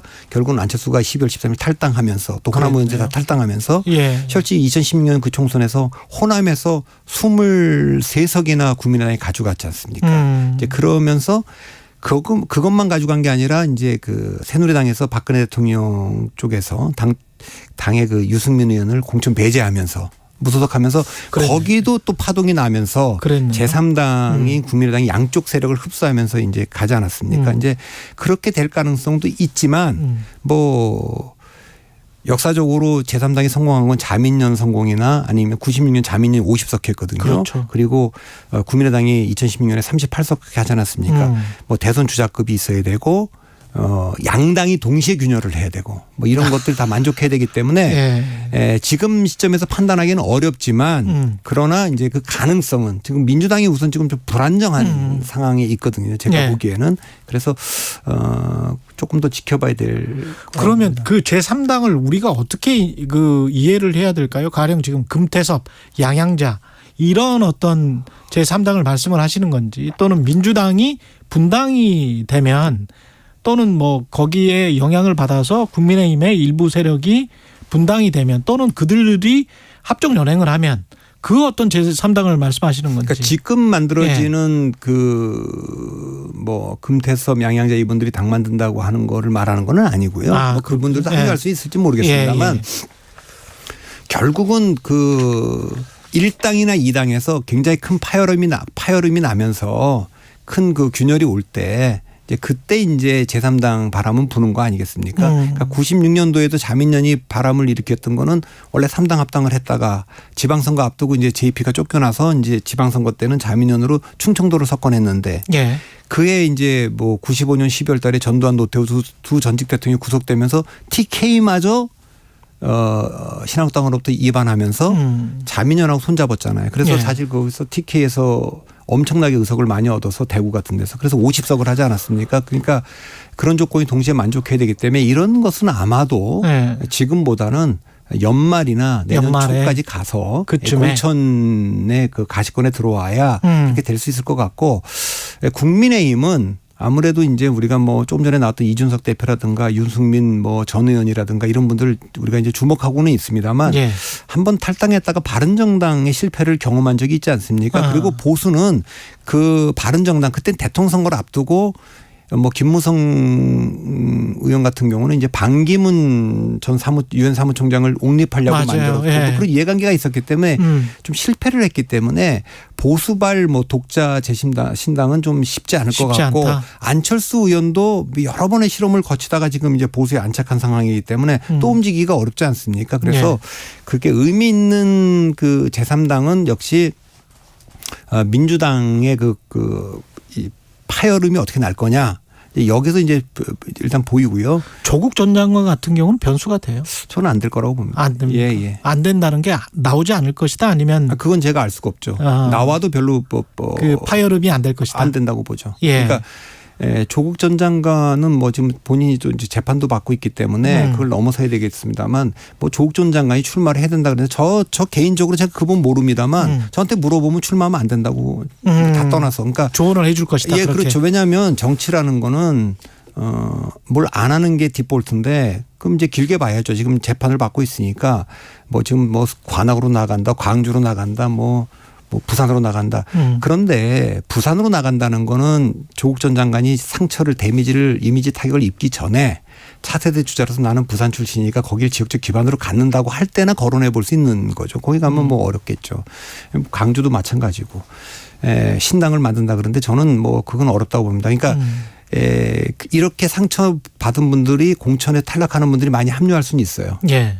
근데 그렇게 되면 그거는 제3당이 아니라 2000년에 기억하실지 모르지만 한나라당으로부터 이탈해 갖고 만들어지는 민국당이라는 당이 있습니다. 민국당이라는 당이 있는데 그거 뭐 쟁쟁한 분들이 있죠. 이기택도 있고 김윤환도 있고 이승도 있고 뭐 다 있는데 그거 안 됐지 않습니까? 그러니까 그 제3당이라는 게 명분이 없으면 되게 어려운데 뭐 저는 뭐 조국 장관의 그 개인적 출마를 해도 저는 뭐 어려울 거라고 보기 때문에 그렇죠. 그 큰 변수는 안 될 거라고 봅니다. 다른 뭐 만약에 검사들을 지금 루머대로 검사들을 많이 공천한다. 그래서 기존의 국회의원들이 많이 좀 탈락한다. 뭐 이런 것들이 영향을 혹시 미칠까요? 공천 파동 같은 것? 그거는 뭐 공천 파동은 늘 있었기 때문에 뭐 그건 있을 겁니다만 지금 법조인들을 다 합치면은 한 15%쯤 될 겁니다. 지금 국회의원들 중에 그 중에서 정체성이 이제 뭐 예를 들면은 뭐 홍준표다 뭐 또 원희룡이다 권영세 이런 검사 출신이긴 하지만 검사로 근무했던 시간보다 정치인으로 근무했던 시간이 더 많으면 이 사람들은 정치인으로 분류하는 게 맞아요. 이제 그렇게 보는 게 맞고 옛날에 군인들이 정치하던 시절에는 육사 출신들이 많았거든요. 그 다음에는 운동권 출신들이 압도적으로 많았어요. 근데 그 두 세력이 다 지금 무너지고 나서는 법조인들이 들어오는 건 자연스러운데 그래서 뭐 검사가 됐든 판사 출신이 됐든 뭐 또 뭐 변호사가 됐든 전 공천하는 건 있을 수 있다고 봅니다. 법을 다루는 게 입법기관이니까. 다만 지금 기술의 시대니까 과학기술이나 경제를 좀 이해하는 분들도 한 10% 좀 들어왔으면 좋겠고 기업인이나 뭐 이런 분들 기술자 그다음에 외교안보가 너무 중요하지 않습니까? 그렇죠. 외교안보 전문가들이 한 10% 좀 들어와 있는 상황이라면 뭐 그 속에서 법조인들이 한 20% 차지하는 거는 전 나쁘지 않다고 봅니다. 이 균형이 깨져 있는 게 좀 문제라고 좀 보기 때문에 그거 뭐 한다면 해도 되는데 국민의힘은 별로 공천 파동이 나질 않을 겁니다. 왜냐하면 지난번에 너무 졌거든요. 그래서 수도권이 텅텅 비어 있습니다 지금. 그래서 줄 것 많다. 너무 룸이 지금 비어 있기 때문에 그거는 없고 민주당이 지난번에 너무 압승을 해서 수도권에서만 100석을 넘게 이기지 않았습니까? 이제 거기가 문제입니다 지금. 그렇군요. 그리고 또 지방선거 때도 많이 졌기 때문에 경쟁력 있는 분들이 지금 자치단체장 하다 나와 있는 분들도 많고 더군다나 민주당은 여당이라면 뭐 대통령실이라든가 아니면 뭐 입각이라든가 공기업이라든가 이런 데 빼줄 수 있는데 갈 데도 없어요. 그래서 그 공천 때문에 압력을 받는 건 지금 내부의 그 균열도 민주당이 더 있지만 그 경쟁률이죠. 그 경쟁률도 치열한데 민주당이지 지금 자꾸만 국민의힘의 검사 공천 때문에 공천 파동 난다 뭐 그런데 저는 거긴 조정 다 될 거라고 봅니다. 공공기관장이나 안 되면 그쪽으로 빼줄 수도 있는 자리가 있으니까 집권 여당이니까. 근데 외연 확장을 위해서 가령 뭐 천하용인이랄지 이준석 전 대표랄지 적극적으로 나중에 이렇게 좀 끌어들이고 그럴 가능성은 어떻게 보세요? 그것도 국민의힘은? 뭐 제가 알 수가 없죠. 이제 그런 거 못 맞추는 걸로 유명해서 제가 뭐 정치권 펠레인데 다만 제가 이런 얘기하죠. 이준석 대표는 또 천하용인은 네. 지난번에 SM 사태 같은 때를 보면 그럼 뭐 카카오 연합과 하이브 연합이 싸우는 도중에 중간에 뭐 온라인 같은 그 행동주의 펀드들이 있지 않습니까? 그렇죠, 그런 그렇죠. 펀드들은 어쨌든 그 주주 중심에 뭐 이렇게 뭐 경영을 해야 된다 이렇게 하는 거 아닙니까? 그렇죠. 뭐 실제로 명분은 적어도 예. 그러니까 혁신을 외치는 이제 소장파들은 그런 역할을 하는 거죠. 뭐 이준석 대표나 천하용인은 그런 역할을 하는 거 아니겠습니까? 그렇죠. 자 그러면 전 이준석 대표도 다른 뭐 얘기 뭐 많이들 나오지만 본인이 공언한 대로 그냥 상계동 나가겠다 그럼 상계동 나가는 게 맞다고 보고 당도 이준석 전 대표가 전직 당대표인데 당연히 공천 줘야죠. 주는 게 맞고 천하용인도 지금 뭐 사람이 없어갖고 지금 누구 내보낼까 고민하는데 뭐 그런 분들도 줘야죠. 이렇게 쭉 듣다 보면 결국은 제3세력의 파괴력이 그렇게 클 것 같지는 않다고 판단하시는. 지금 예측할 수 없어요. 지금 예측할 수 없다. 지금 우리 선거가 이 시점에서 예측된 적이 없기 때문에 네. 그거는 뭐 내년에 2020년에는 1월달, 2월달까지도 민주당은 전망이 좋지 않았어요. 그때는 저 미래통합당이 미래한국당이랑 우리는 유상정당 한다고 얘기하고 그것도 만들 수 없는 상황 명분이 없어 못 만든다고 할 때는 미래통합당보다도 전망이 좋지 않았어요. 그런데 이제 그 한교안 대표가 공천 과정에서 탄핵의 강을 그때 이제 확 넘지 못하고 심지어는 보수 유튜버들을 국회로 이제 뭐 난입하기도 하고 막 이러는 것 때문에 중도 보수층이 이게 아직 미래통합당이 탄핵의 강을 완전히 못 넘었구나 이래 갖고 이제 그 마지막으로 한 번 더 심판을 하느라고 그렇게 된 것이지 그렇기 때문에 저는 뭐 이번 선거도 내년도 가서 내년 1월 달 가서나 이제 뭐 구도가 잡히지 그전엔 잡히지 않을 거기 때문에 제3당이 얼마나 파워가 있을 거냐를 지금 얘기하기 좀 어렵다고 봅니다. 1분도 안 남았는데 마지막 궁금한 거. 윤석열, 이재명을 제외한다면 총선에 영향력을 미칠 키 플레이어는 그러면 누굴까요? 윤석열, 이재명을 제외한다면 뭐 없습니까 지금은? 예, 지금은 뭐 없습니까? 안 보입니까? 예, 지금은 안 보이고 그거는 그 인물이 만들어내는 게 아니고 상황이 만들어내는 거기 때문에 그거는 뭐 1월달, 2월달 가서 봐야 될 것 같습니다. 혹시 전임 대통령이 어떤 영향력을 끼칠 가능성? 저는 크게 보지 않습니다. 크게 보지 않습니다. 뭐 박근혜 대통령 측근들은 이제 대구 경북 지역에서 일부 명예회복을 하려고 나오는 분들이 있고 개인적인 그 계기를 돌파 가능할 수가 있고 문재인 대통령은 계속 그 뭐 전원에 의하면 뭔가 좀 움직이고 싶은 마음이 좀 있기 때문에 오히려 그건 주목하고 있는데 그건 자칫하면 이제 민주당이 여러 복잡한 상황이 지금 엉켜 있어서 분열적 요소에 아까 문재인, 조국 뭐 이런 분들 이낙연 대표도 기웃하고 했기 때문에 그런 건 좀 있을지 모르겠습니다. 여기까지 듣겠습니다. 아까 대통령 지지율 관련해서 가장 최근에 한국갤럽 여론조사 기준으로 말씀드리면요. 한국갤럽이 자체 조사한 결과 20일부터 22일까지 윤석열 대통령 직무수행 긍정평가 36, 부정평가 57%고요. 자세한 내용은 중앙선거 여론조사심의 홈페이지 참조하시면 되고 오늘 오전 8시 40분 제주 지역에 호우경보 발효됐습니다. 안전에 유의하시고요. 커피 쿠폰 당첨자는 홈페이지에서 확인하시기 바랍니다. 지금까지 정치 컨설팅 민의 대표 박성민 대표였습니다. 고맙습니다. 감사합니다. 최경영의 최강시사였습니다.